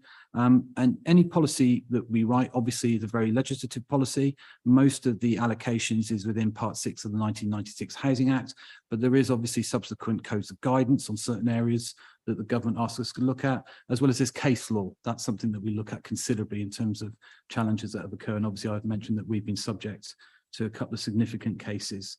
And then the aim is to have a fully robust policy in place, which supports many of the other sort of ambitions, etc., in terms of making sure, for example, the affordable homes that we wish to build over this administration, that they are let to the people in the greatest housing need, and to make sure that we reduce inequality within the borough as well. The next slide is very much about supply. So this looked at last year's social housing lettings. There was 526 lettings in total. If you can see the screen, the left-hand side, so it has A, B, C, D, that's the different priority groups that the lettings went to. So obviously band A is emergency housing, band B is urgent housing, band C, which is the largest group, which is identified housing needs, which includes a lot of the statutory reasonable preference groups, which are the groups that we have to make sure are considered within the allocations policy. What you have there, the next one is transfers and home seekers. So transfers are people that are Ealing Council secure tenants, and the easiest way to describe home seekers is everybody else. So people in temporary accommodation, people in housing association, people maybe sofa surfing, living with relatives, or private rented sector. Below that, the circle shows how much of those lettings were to Ealing Council properties. So 207, and then 319 went to registered providers, also known as housing associations. And then on the right-hand side is the different bed sizes that the properties went to. So obviously the sheltered, the most is first, 1 bed and 2 beds, obviously down to 5 beds. And then within that is the different bands that those property sizes went to, excuse me. So demand, which is the next slide, this is the amount of applications that we've got on the register. So we have, when we took this cut in August, There's 12,067 applicants on the housing register. When I say applicants, that ranges from a single person as an applicant to a family of 15 as an applicant. So there's a huge amount of size difference in the households on the register. It usually increases by 100 to 200 applications per month. And that's even with new applications coming on and applications being taken off. So it is a growing number. Within that, you can see that obviously bands A to C. So as I said, urgent, emergency and identified housing need is about 6,500. Band D is about 5,500. And then on the right-hand side, you have the difference, if I could call them the priority groups, which they fall into. So the top one is no priority, so they're classed as adequately housed. And then obviously you have overcrowding, homeless, etc., that make up the sort of policy. And then on the bottom one is where those households are on the register in terms of their bed sizes. So you can, I think it's quite difficult to see, but I can send the presentation chair out, so that will help it a little bit more. Moving on then to the proposals. First group that we're looking at to propose a change is homeless households. So these are households that have approached the council as homeless. So that's a different piece of legislation. There is a huge overlap between homeless and housing register, but they are two separate pieces of legislation. They've approached us. We've accepted what we call a full duty. So we've accepted the application. They are also a statutory reasonable preference group. So those are the groups that have to have an element of priority within your allocation scheme. I should say that doesn't guarantee that they will get rehoused. It just means that you have to make sure that they have some preference or priority within the scheme, which gives them the opportunity to be rehoused. It's not a guaranteed ticket to be rehoused. We have a slightly unusual system in terms of we have a band C and a band B for this group. And the band B is slightly unfair. And there will be one of the examples where I think it will classically show it, where it's not based upon the amount of time you've waited on the register. It's almost like the type of temporary accommodation you're in. So the example that will be later on, you will see a classic example is somebody approached the council, was placed into emergency accommodation. That could be a hostel or a bed and breakfast type environment. They then moved to a leased accommodation. So the properties we lease from private landlords, and the private landlord asked for it back. So they automatically be classed as what we call a lease end. So they moved to band B very quickly, whereas you might have had somebody who's gone through sort of the longer housing journey, has been accepted, placed in temporary accommodation, such as, well, emergency accommodation, moved into a leased accommodation. Landlord doesn't want the property back, but they've been waiting longer as an accepted case. Suddenly these other households jump through because they're a band B, they bid, they get rehoused. So what we're proposing is very much, it's a time waiting process from the point that you're accepted. So you would be band C from the point that you're accepted up to 5 years. And then after 5 years, you would then become a band B case.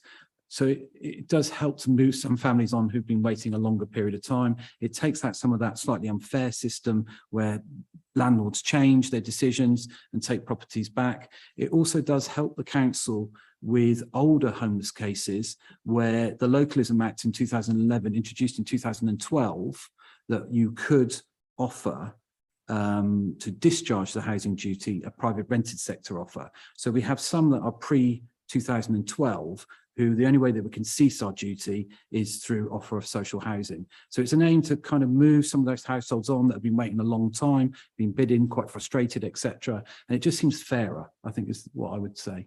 The next group is slightly different variation on homelessness.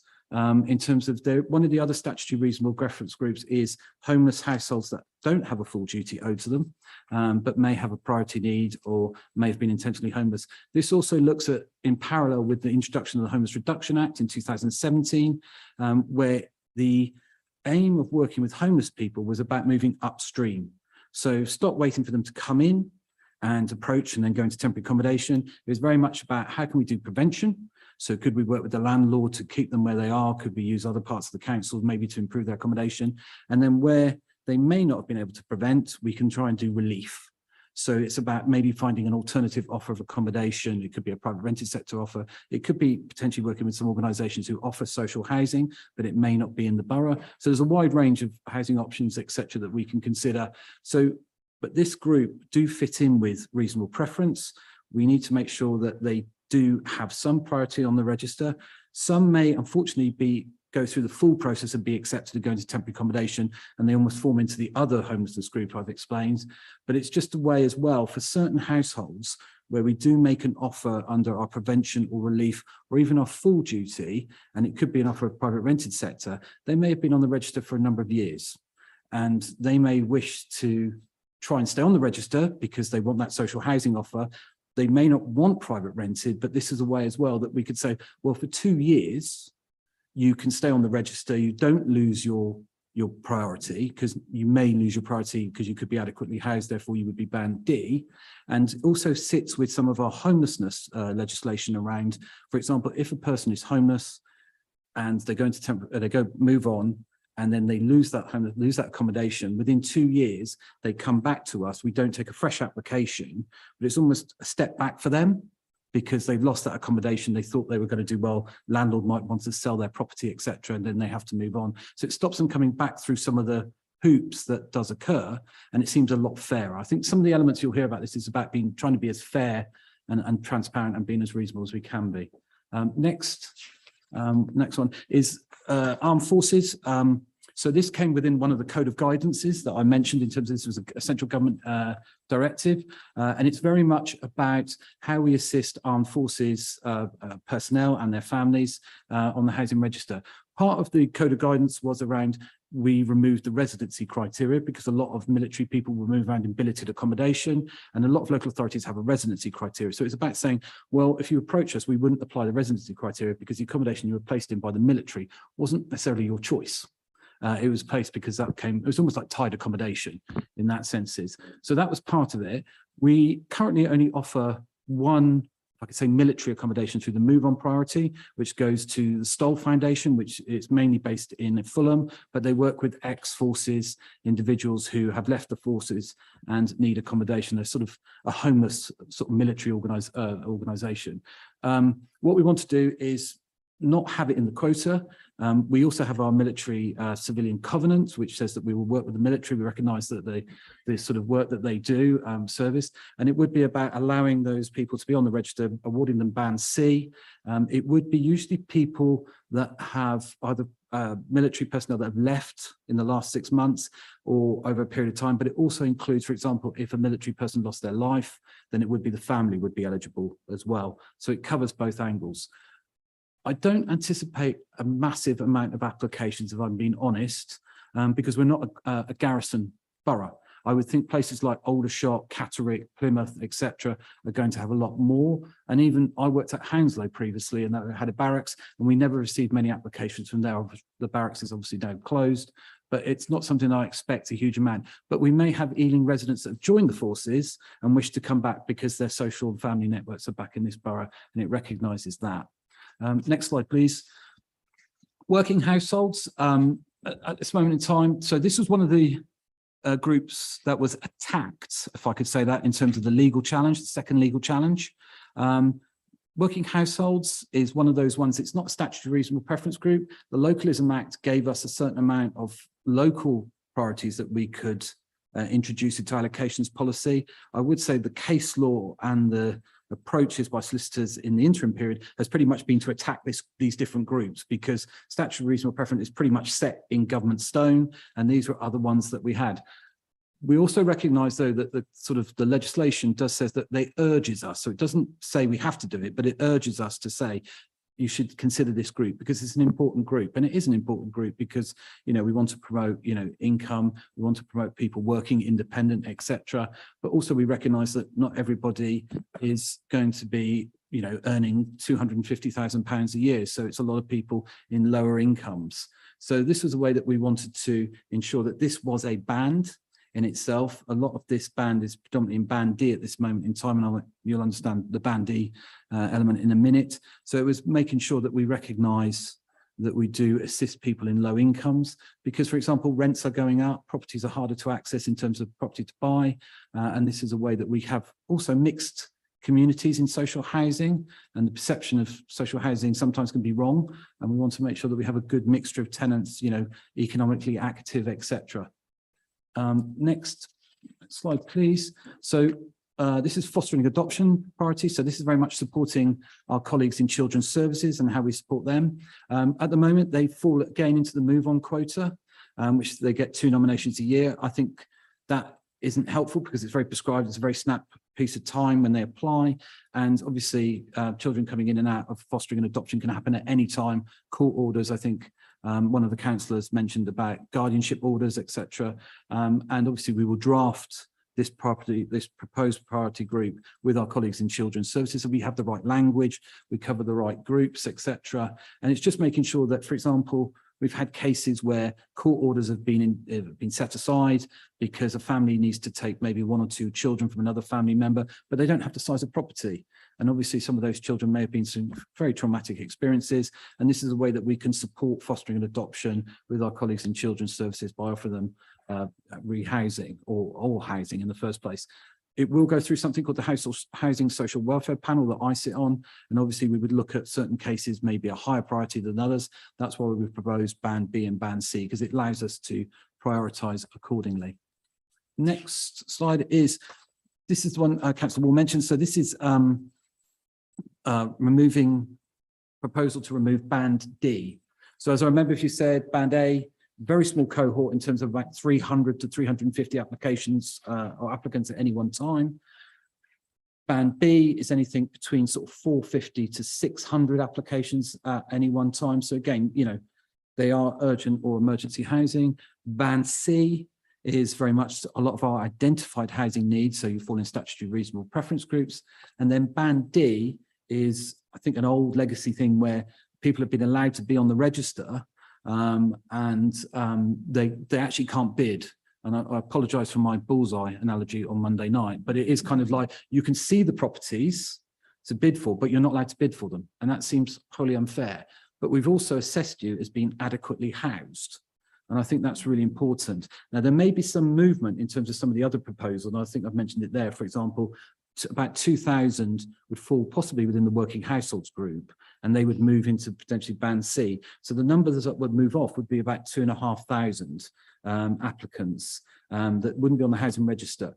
I think one of the major changes in this in parallel is that, again, going back to the Homeless Reduction Act, is that housing advice and options services have very much changed in about the last 10 years from being sort of sat there waiting for homeless people to come in, assess them, temporary accommodation, etc. Now it is much more about, we're working with community groups, voluntary groups, etc., improve the information, that we want people to talk to us a lot earlier. And, you know, we do hear anecdotally sometimes going, oh, I didn't want to speak to you until the last day, until the eviction. And I've turned up with, you know, my husband and 5 kids, and what have you got?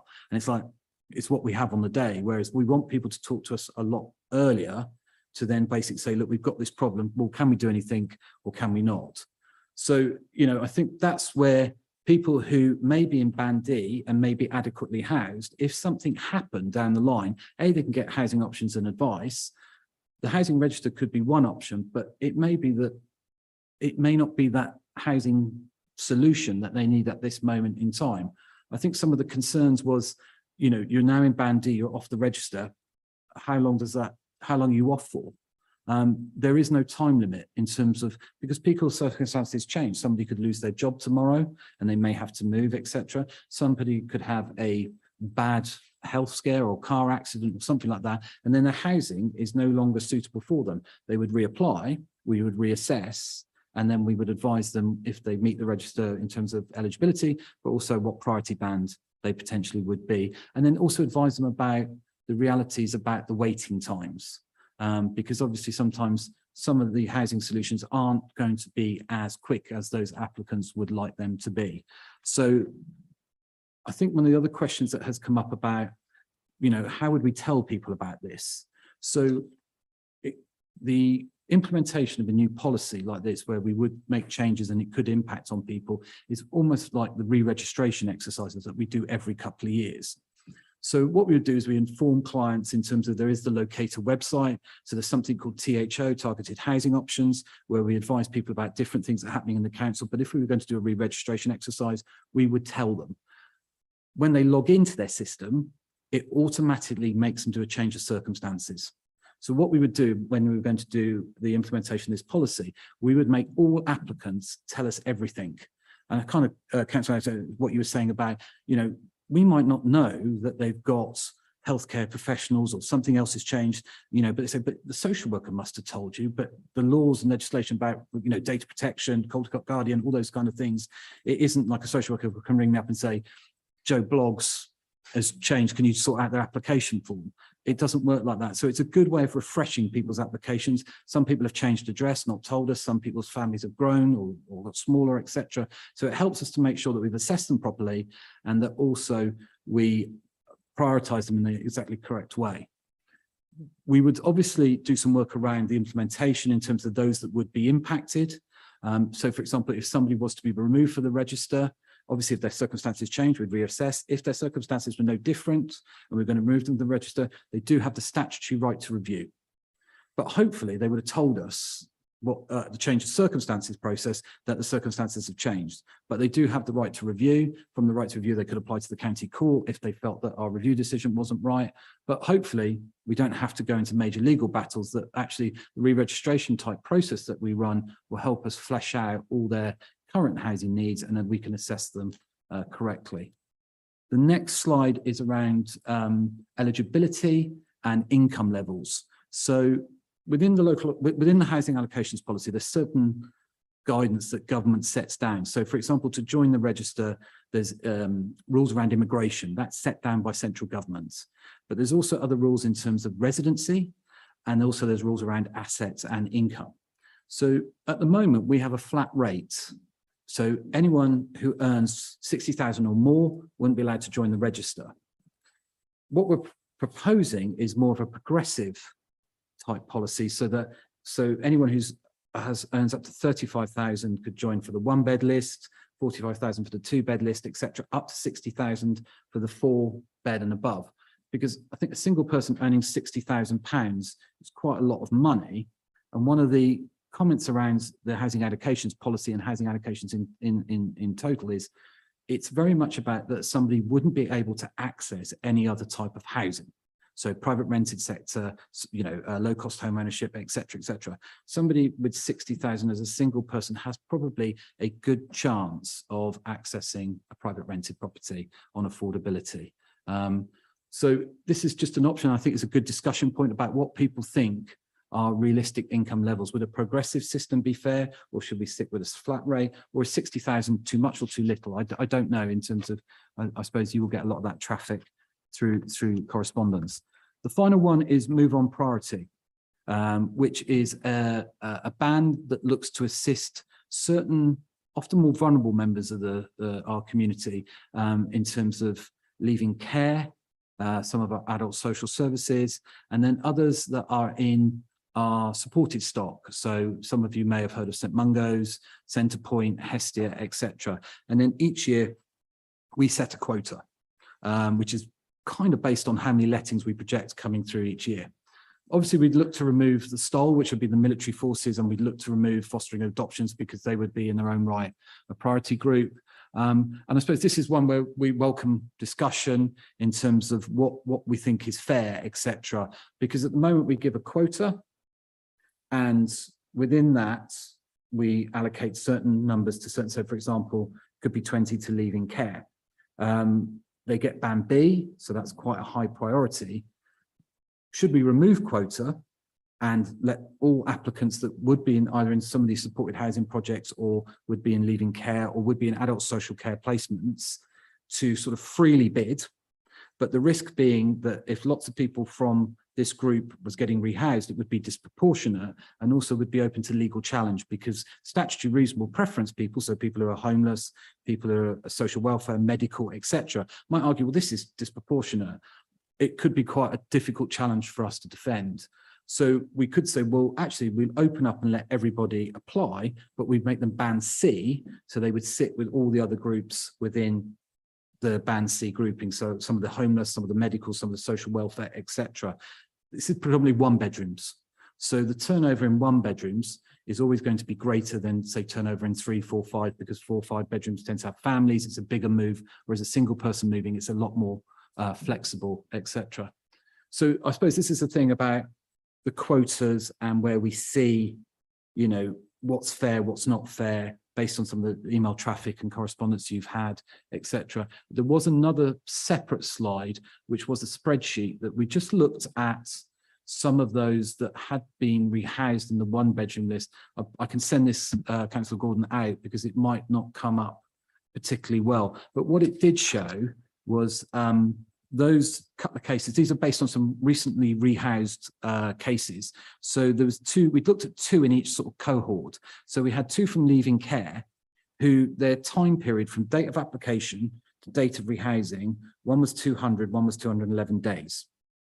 When we went to band B for homelessness, we had one that was actually 107 days, which was that one I was explaining to you earlier about got accepted, landlord pulled the property and they got rehoused very quickly.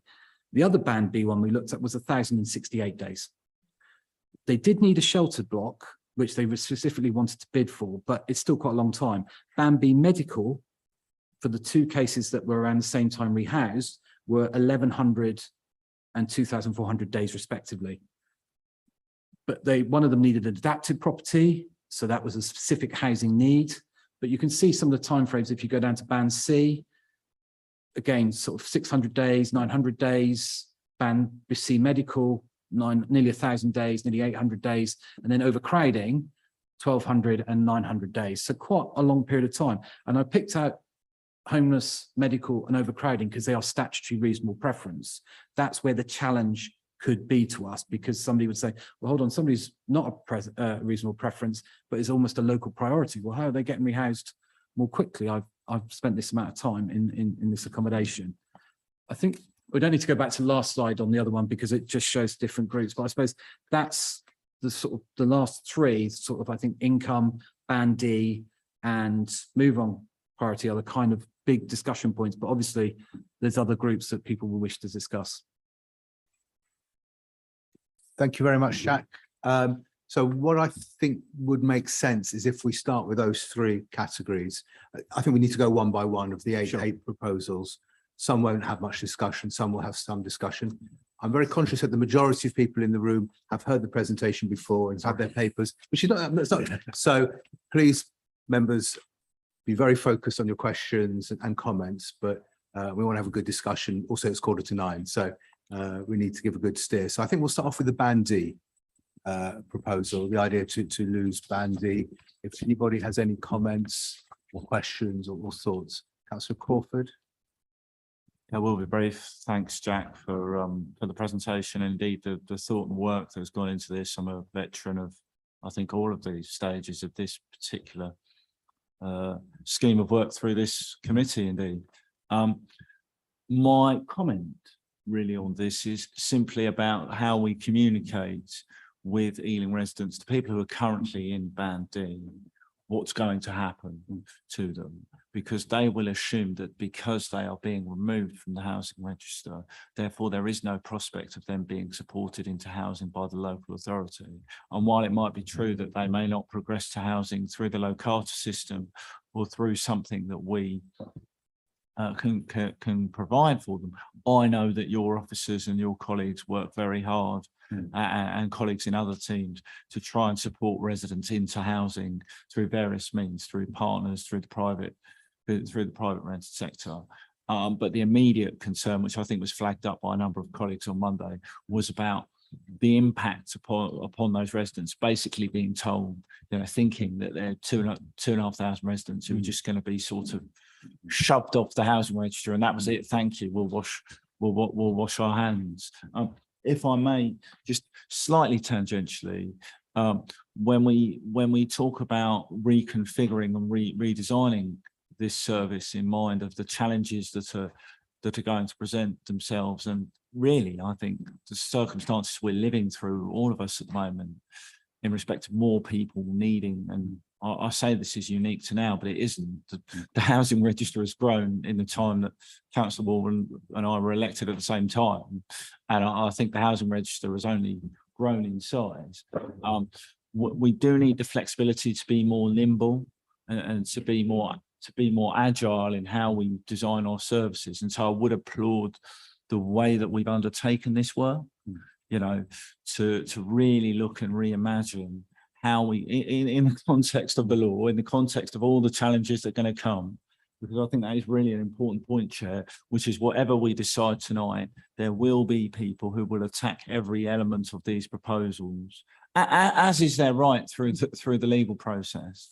But it's important that we get that corporately as a council, we get that message out, that we recognise this is probably the most difficult part of the council's work.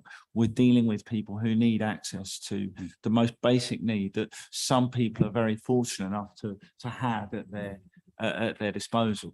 And it's about talking to them honestly about this and almost having a conversation, saying this is the start of what we are doing. Our allocations policy is merely only one element of what we are trying to do, because as Darren mentioned to colleagues earlier, if you're having problems in the private rented sector, if you're having problems, as you were saying to Councillor Ty, in respect of particular housing associations, there are ways in which we can, there are a number of mechanisms. So I think it's about being very open in the spirit of this evening with our residents, because we may be able to understand the complexities of it, but residents simply will, we know from our caseload. Sorry, I said I was going to be brief, Chair. I took 5 minutes. Sorry. I think, Councillor Crawford, I think rather than Jack respond to everything, I'll let everybody make their contributions and see. Councillor Rice. Thank you, Jack. Just wondering about because the report seems to touch on the kind of the work we could do with people in Band D to help them find somewhere to live and find accommodation. And so I'm just wondering, I know this might just touch a little bit on the old bedroom tax discussions, but what kind of help we can do to get people together to maybe exchange properties to find somewhere that's more suitable for themselves? Because, for example, you will find incredible overcrowding, which when you go into the home, you can see the overcrowding is quite acute, but then that doesn't necessarily mean that they're going to get higher up. Higher up the list, as it were. But there might be other examples where someone might be in a very large home on their own and maybe would like to move out and to be somewhere smaller, especially these days when heating bills are going to be very high. And there are reasons why people might be more encouraged to move out. So I don't know what we can do to help people talk to each other. I think that's not really pertinent to the Band D discussion specifically, is it? But maybe we can address it later. Okay, we'll just wondering if it might just help with actually just trying to get people a little bit more inside the fact there is actually help available to people. Address that, but we'll focus on Band D. We've got Councillor Ball next. Yeah, I think on balance, it probably is sensible to recognise that people in Band D don't have any realistic prospect of housing, so something needs to be done. But is there a risk of a perception, though, that it's kind of massaging the figures, that we've got 12,067 people on the housing list and magically at a stroke it'll be 9,000 and something. Is there a risk that the perception could be that it's being done for ulterior reasons? Councillor Nijar. Thank you, Chair. Just want to say before my question, actually, on the fostering and adoption priority category, I think it's a really good step by the council, and it's one that should be welcome. So it's really good to see that. Just a quick one tying into what people have been saying. So based on the figures, around 5,500 people are currently in Band D, around 2,500 are, being eliminated. So that leaves around 3,000 or so. I mean, it's too early to tell, but roughly, in your opinion, how many people are likely to make it into Band C? And for those who don't, I mean, what is in the market to them, given what's happening in the private sector right now, private renting sector, and it's a very jittery market given what's been happening. So what provisions are there for those? And again, with the communications, how can we tell? Because even in my own ward, there are people on Band D, and it will be something to consider. So it'd be good to get some insights into that. Thanks. Councillor Anderson. Thank you. How much resource do you need to reassess all the applicants in Band D? Do you have it? And final one will be Councillor Driscoll. I mean, our current allocations policy defines Band D with no housing need and will not be able to actively bid. So if that's what we currently say, in a meaningful way, being in Band D is reassuring that you're on a band, but tangibly, there's nothing that can be done. So I've come across a casework where people say, well, I'm band D, but that's not good enough. So they know that it's not going to lead to an active bid. So that is already known, but it is a flicker of hope. So making sure that they can get a review, and as Councillor Anderson was saying about making sure how are we going to manage people who want to then seek a review to are they eligible, and we've had figures of several thousand could be eligible to take on to band C. Great news for those, and I think that's a progressive move for those that they'll get some tangible change, but what timeline can that be done in, and that sort of resource implication. Thank you, everyone. Jack, Okay, come back. shall I answer Councillor on, Rice's go question? on. Because I like that one. In terms of, so under occupation is band A already in the allocations policy. So we have lots of tenants who live in larger properties who want to downsize.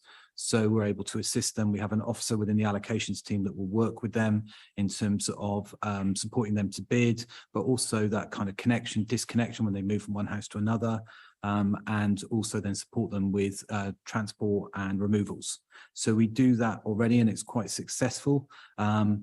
The hope is that almost that shouldn't exist because we've done the right allocations going forward, but you still will have people's circumstances who will change. And we do have that. And we do some work with adult social care as well, in terms of people, I would say older tenants who don't have to move because of the bedroom tax rules, but need to move. And maybe now it's beginning to kind of get more difficult for them to manage going forward, especially cost of living changes. So there is ongoing work that happens in that area. So just to make you, and we're not proposing to change that band A. It's a really good option. Going through a lot of the other questions in terms of resources, which Councillor Anderson asked. So we have been using online in terms of the Locator IT system. A lot of people think Locator rehouses them. It's not, it's the IT system. And we have 3 officers there that will deal with all applications because homelessness is different to housing register. Homelessness, the responsibility is on us to do the investigations and to make that decision. Part 6, the housing register, is very much the onus is on the applicant to provide us with the documentation. So we do verify all applications that come through. We do assess them. The system, the IT system assesses them. They're verified, they're looked at. You know, if something doesn't look right, then we will often contact the resident in their favoured methods and then talk to them about, you know, you've mentioned certain medical, then there is a medical form for you to do. Could you get some supporting evidence from your clinicians that will help us? That goes in front of our principal medical officer. He will give us a recommendation and the council make the decision on whether there's a priority banding. It could also be that they're adequately housed, but they may need a different type of housing. So sometimes that adds roots off into stuff like we may say to somebody, maybe supported accommodation is better or sheltered housing is a better option if it's an older resident. And I suppose that then wraps around into a couple of other points about how we communicate with the residents. I think we have a number of residents who contributed to the statutory consultation and are awaiting. We actually have allocations review at ealing.gov.uk. I have a couple of people that write to me every month saying, when's it going to be sorted out? And I think they're frustrated. They want to have the decisions made. They want to know where they sit in that. We would obviously make sure we would use the Locator, the targeted housing option page, in terms of that's where people look first of all when they go onto the system, and then if they wish to bid they go through to the properties section.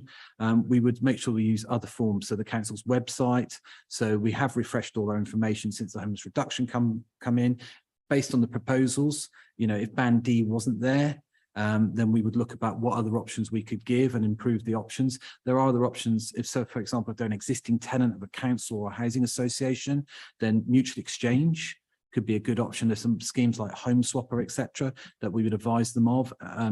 Because I think some people don't use those because they're slightly cynical and they hope that they get a new offer of accommodation, whereas actually sometimes there is good options to do mutual exchanges. We do work with a couple of other websites, Home Finder being one, and we also work with an organisation called Bridge Housing Solutions that often will be able to source social housing in other areas.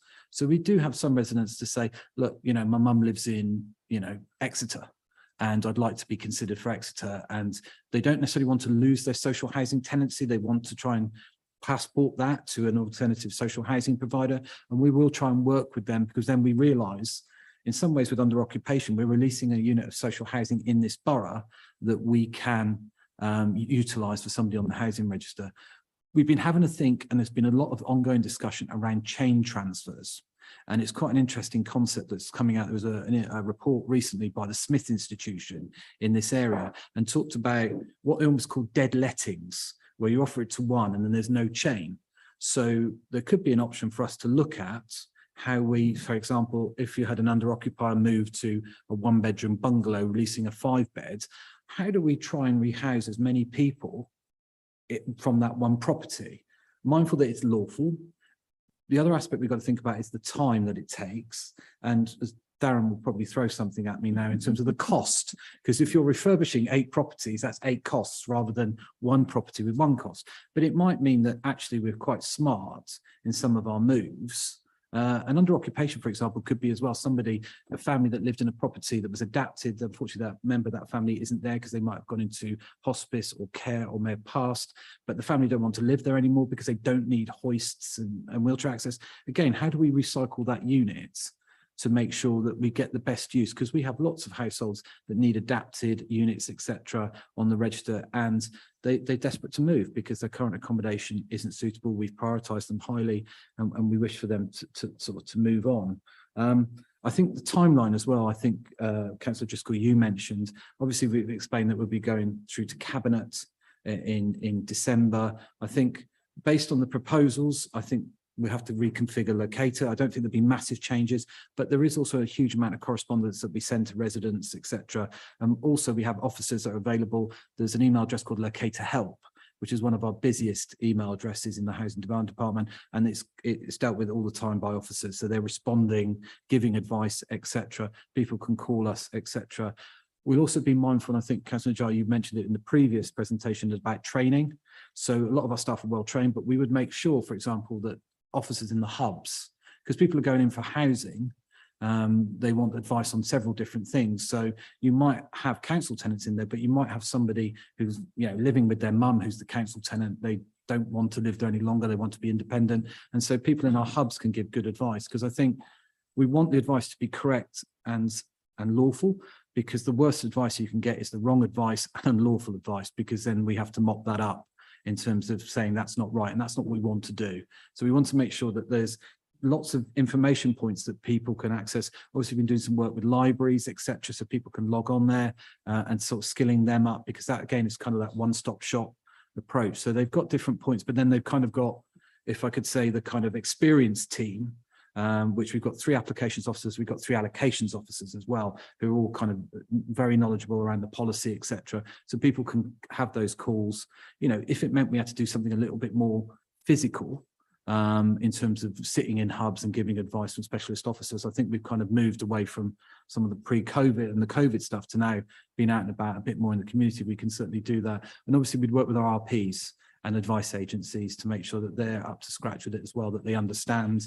And we have a homeless forum that's about every 3 months, which includes a lot of organisations that work with people, as well as some of the law centres, advice centres, etc. And we presented to them before, and they know to contact us as well. And they know where to challenge us as well. So we're quite happy to deal with that. But obviously, we want to make sure that people understand their situation and they have enough time to, make sure they tell us all their information, because if we don't know, we can't assess what we don't know. And I think the difficulty is we don't want people to slip off the register who have a housing need, but maybe don't need to have to tell us. Sorry, Jack, I was just going to jump in. I just wanted to respond to Councillor Ball's question, because I thought that was very interesting. The idea it's all smoke and mirrors, suddenly one moment you see them, next minute you don't.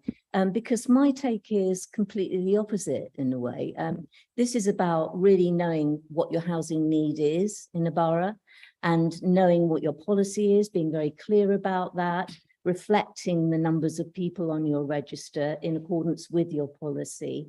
The smoke and mirrors is where boroughs come in with huge waiting lists, talking about massive demand in their area, but they haven't done the good housekeeping. They haven't looked at who's on those lists. So I think in a way, this is a positive and very, this is about being transparency. It's not about covering things up. It's not about smoke and mirrors. I think the other point is that it does also inform, having what our housing demand is on the register. When we are asked a large amount about new developments, So if we had lots of people on there that were one bed, but actually our demand is larger bedrooms, we want to be able to give that true picture, because developers would rather build 21 beds rather than 5 4-beds. And our demand is definitely for 4 beds. So we provide that support to our colleagues in planning and developments. And we've also got harder on nominations agreements, where it used to be 100% of relets, sorry, 100% of new lets when the property's built. And then it would be 75% 2 beds and above, 50%. We're very much chasing everything now in terms of 100% of relets. And we'll negotiate that with RPs, because some of them don't have transfer lists anymore. So why do they need accommodation when actually everything should come to the local authority to allocate, because they're also telling their residents, their tenants, to apply to our housing register. So we're trying to make sure that we're maximising the number of available units that become available to us, because it's dropped, I think in the report, it's dropped from over 1,000 10 years ago down to 526 lets in the last financial year. It's a huge drop. Right, so I think we sort of pretty much covered that area. So we'll go on to the next one, which will be the income levels. If anyone has any questions, comments, Councillor Ball. That's right. Actually, looking again at the numbers of people on the register, is there a risk that this will, having the lower income levels for smaller units, will add a lot more people in, and so you'll end up with the same situation we had, that there's a chunk of people who are at the bottom of the priorities that don't have a realistic chance of getting anything. And Councillor Anderson. Thank you. Very much follows on from Councillor Ball's question, or kind of takes it one step back. It's more just how, I'd be just to know about the thinking behind the numbers that you kind of came to, because to me, notwithstanding what's in the report, it kind of felt a bit arbitrary, and I didn't kind of quite follow whether the extent to which whether we take into account of the kind of the local income levels of kind of the standard household as fits each of the sort of the property levels.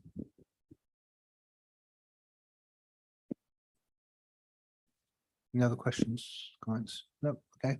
Over to you, Jack. So on the income levels,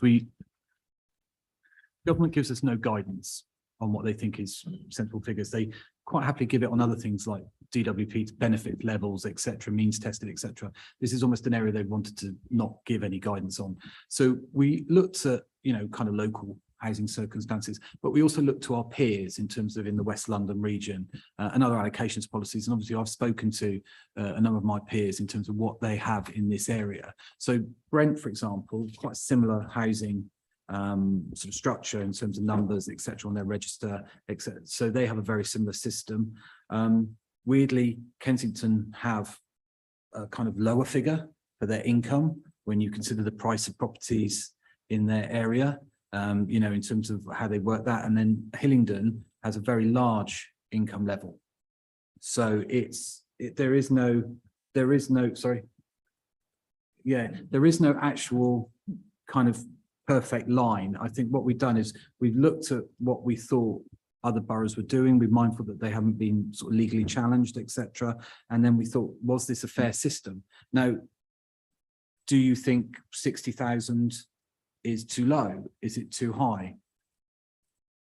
This is where we're asking for your thoughts as to setting the proposals in this area. Because people have different amounts of money. It's really important to hear, I think, from yourselves what you think. We've just looked at other allocations policies. I guess before I kind of would give my view, I'd want to know what the income distribution across the borough before I kind of give a view. So I don't know, and maybe we don't have that information.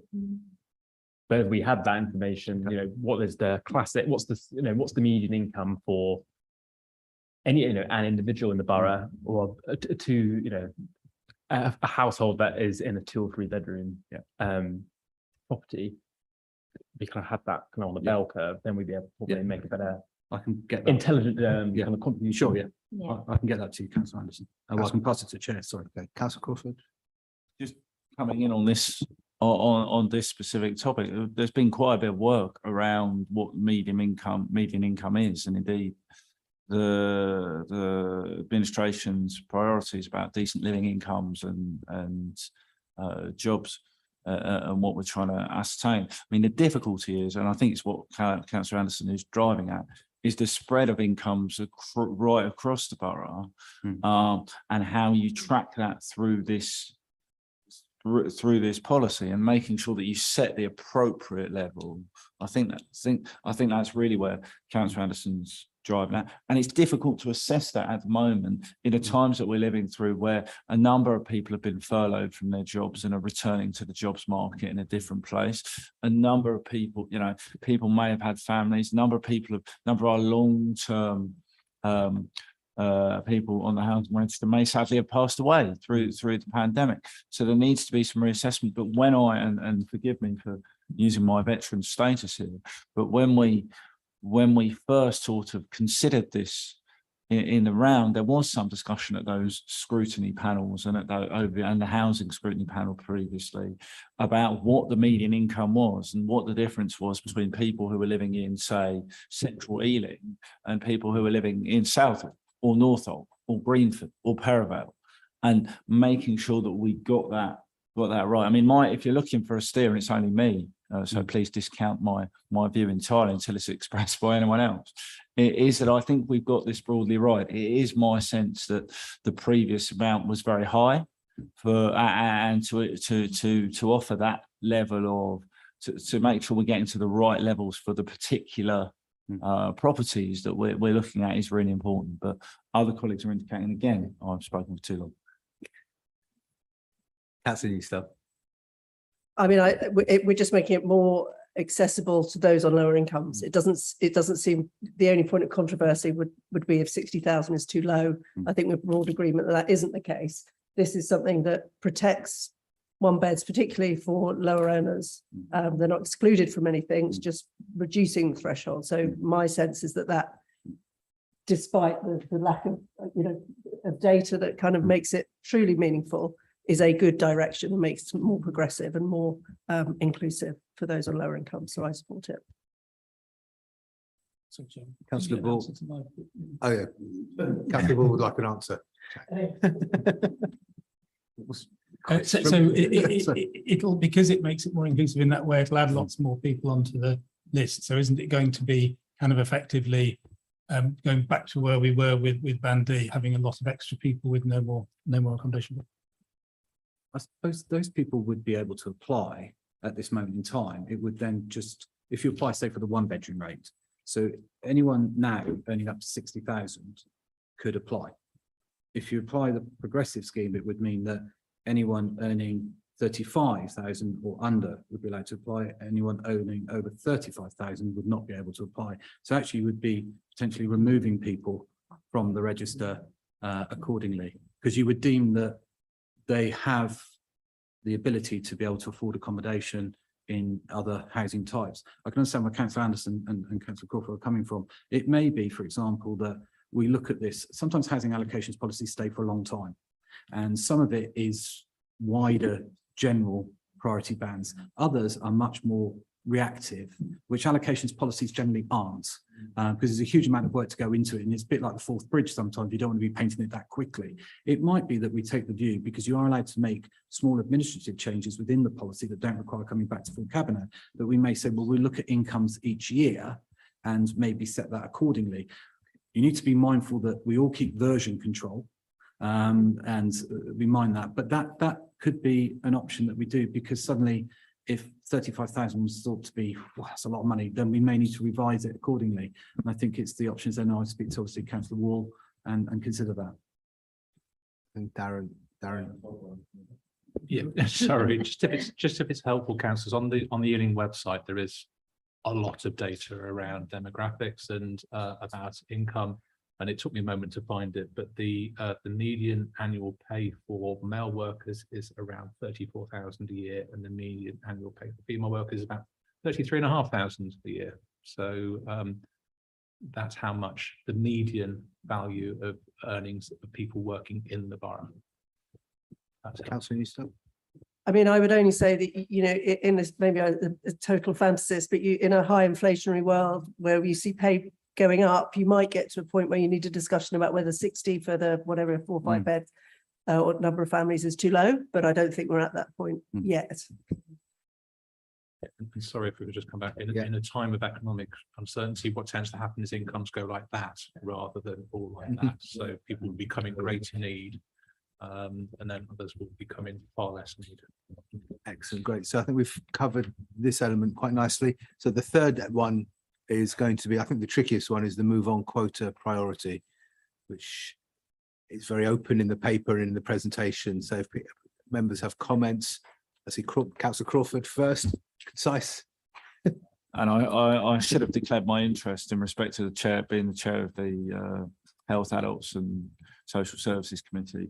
It's just a plea that some years ago, and we've talked a lot about the need to provide more sheltered accommodation, and this is a more broader conversation than this, because clearly everyone is cognizant of the fact that the particular numbers for these particular priority groups are too low.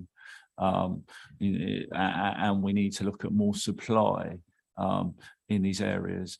And I think just a recommendation, and it's way beyond my purview to make a recommendation at this committee without the support of my colleagues, but it would be useful, I think, if we could have housing and social services officers working together around that broader ask. When you mentioned about, Jack, speaking to planning colleagues about giving them a roadmap, giving them a steer, talking to them, it'd be useful for too often the council works in silos in some of these spaces, and actually the successes of the last few years through the pandemic are if we work together to reimagine services in line with the previous presentation and Darren's remit looking at this and the ethos of this presentation. If we can put people around the table, I think it'd be much easier with the development opportunities of the OPDC, for instance, to prescribe certain types of tenure to come forward. But that's more of a broad.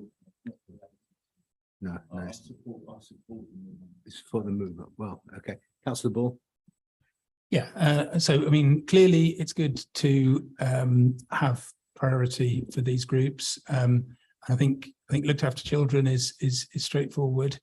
I think the only thing that strikes me is it seems a bit arbitrary, the number of allocations for each of those provisions of particular supported housing. So I don't know if there's some way of making it a bit more flexible, so you're kind of giving a similar sort of priority but doing it in a slightly more flexible way, rather than saying there's going to be 2 per year from Centrepoint or whatever. Councillor Alexander was next. Just kind of a comment. I'm a mental health nurse, and I've dealt with nominations in the borough actually, and I think it is quite useful, because if somebody, for example, is in a mental health supported accommodation, they will only be nominated once they can manage their tenancy. So, and again, look ahead, which is a post-16 provision. Again, they will only nominate once that person. So if we don't have a quota and they go on, for example, on a C, and they can bid with everyone else, there's a risk that they might not be able to manage their tenancy, and then they'll be homeless. So I think we should stick with the quota. Okay. Councillor Summers was next. Yeah. Firstly, on the military aspect, my ward is at the top of the borough, not very far from IF Northolt, and I know there is married quarters and other accommodation there.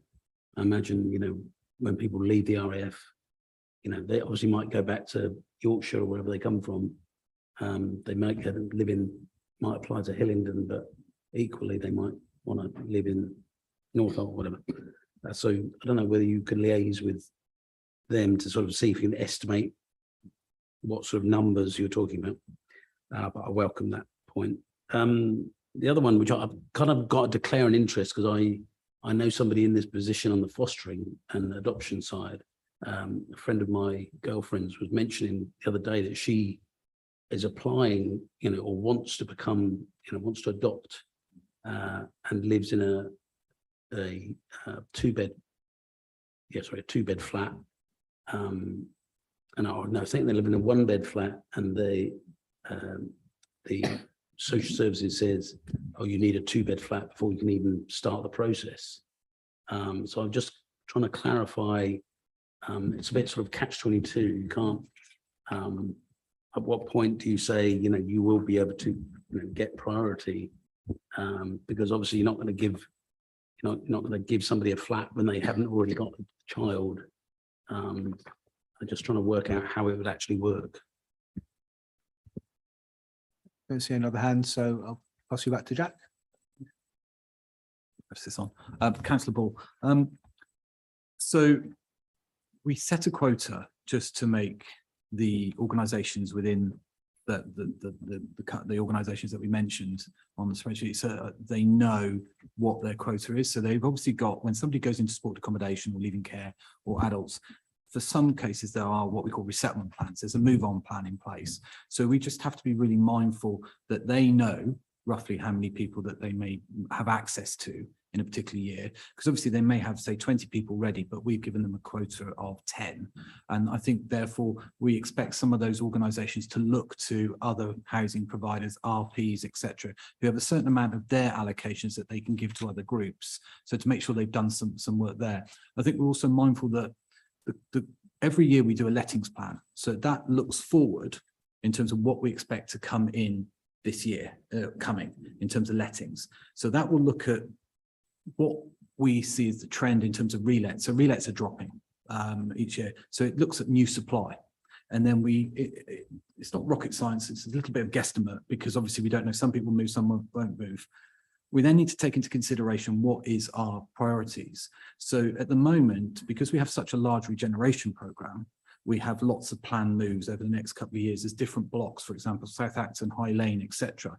We have to move people out there, secure tenants, and we have to move them on. We also have a certain amount for temporary decant. We have an FE1 for homelessness in terms of to meet about 40% of lettings going to statutory homeless cases. So from that, then you're left with a number of units that we project are going to come through. And then from that, we set the quota, and we want to set a sensible quota. So we're mindful that it's not too many units, but we give as many units as we can. But it also allows us that if we had a high year, we could set a slightly higher quota and move more people on. We do also speak to the housing providers, so St Mungo's, etc. They do also have other options available to you. So for example, St Mungo's, they could use the clearinghouse, which is for specifically verified rough sleepers, etc. So part of our work is to make sure that they're maximising every single route for their clients. And for some of the clients, I think Councillor Anderson, you mentioned it, some coming into social housing is completely wrong. Because at that moment in time, I previously worked with rough sleepers, and first 2 weeks was euphoria, it was utopia, then the bills start coming in, and actually you find maybe they're not so ready. So having the quota means that we can actually understand that that's the right option for them, and they're going to be able to have the relevant daily living skills to be able to live independently, or with some level of support, because some will still have social services, floating support, etc., working with them. So we don't want their tenancy to fail.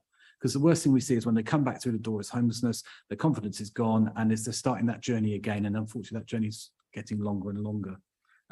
So we do make sure we set sensible quotas, but it is based on seeing what we think is going to be coming through in the next financial year.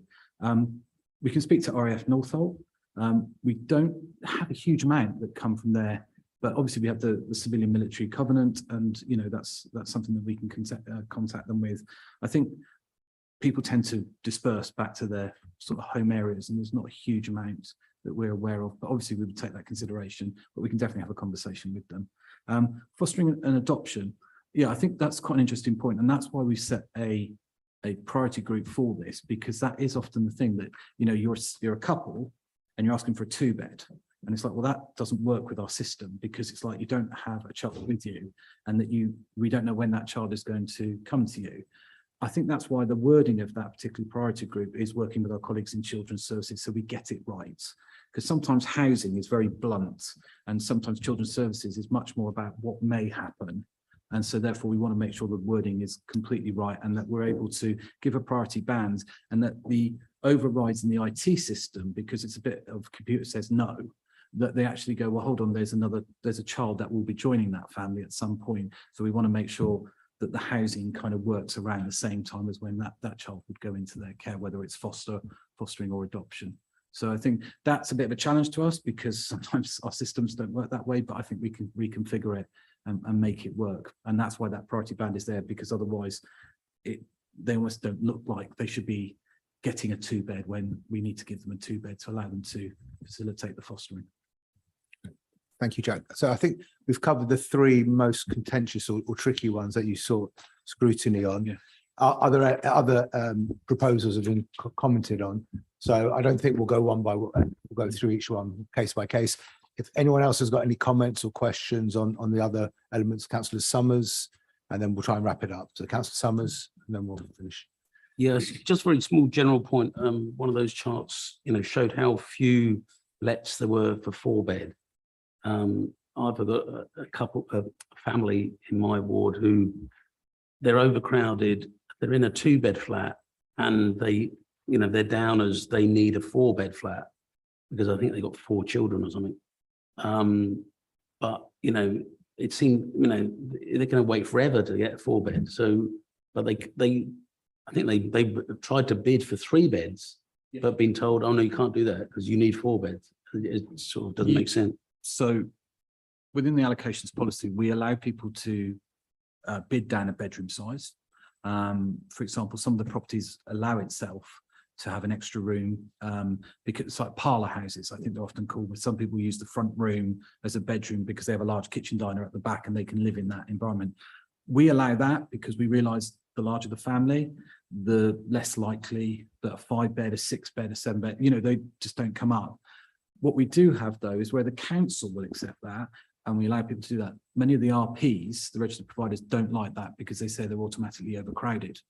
But they don't take into consideration that actually the accommodation that they'll be moving to is better than their current accommodation. They're kind of quite rigid on that, and that makes it quite difficult. So we will negotiate, harangue, etc. with some of the RPs. Some of the RPs are more flexible because sometimes instead of having a blanket on, oh, you're a 4-bed need, you can't have a 3-bed. It might be, what is the actual property that you're offering? What's the scope, etc. So we do have that conversation, but sometimes they do get worried that the family will get bigger and bigger, and then it becomes difficult for them to manage in that tenancy. You have more problems in the tenancy just because there's more people using. Sometimes it doesn't have the right facilities, example, the number of bathrooms to facilitate and support that family. Okay, that's great. Thank you very much. Thank you for everybody's contribution. So in terms of wrapping up, I get the sense that we all accept all the key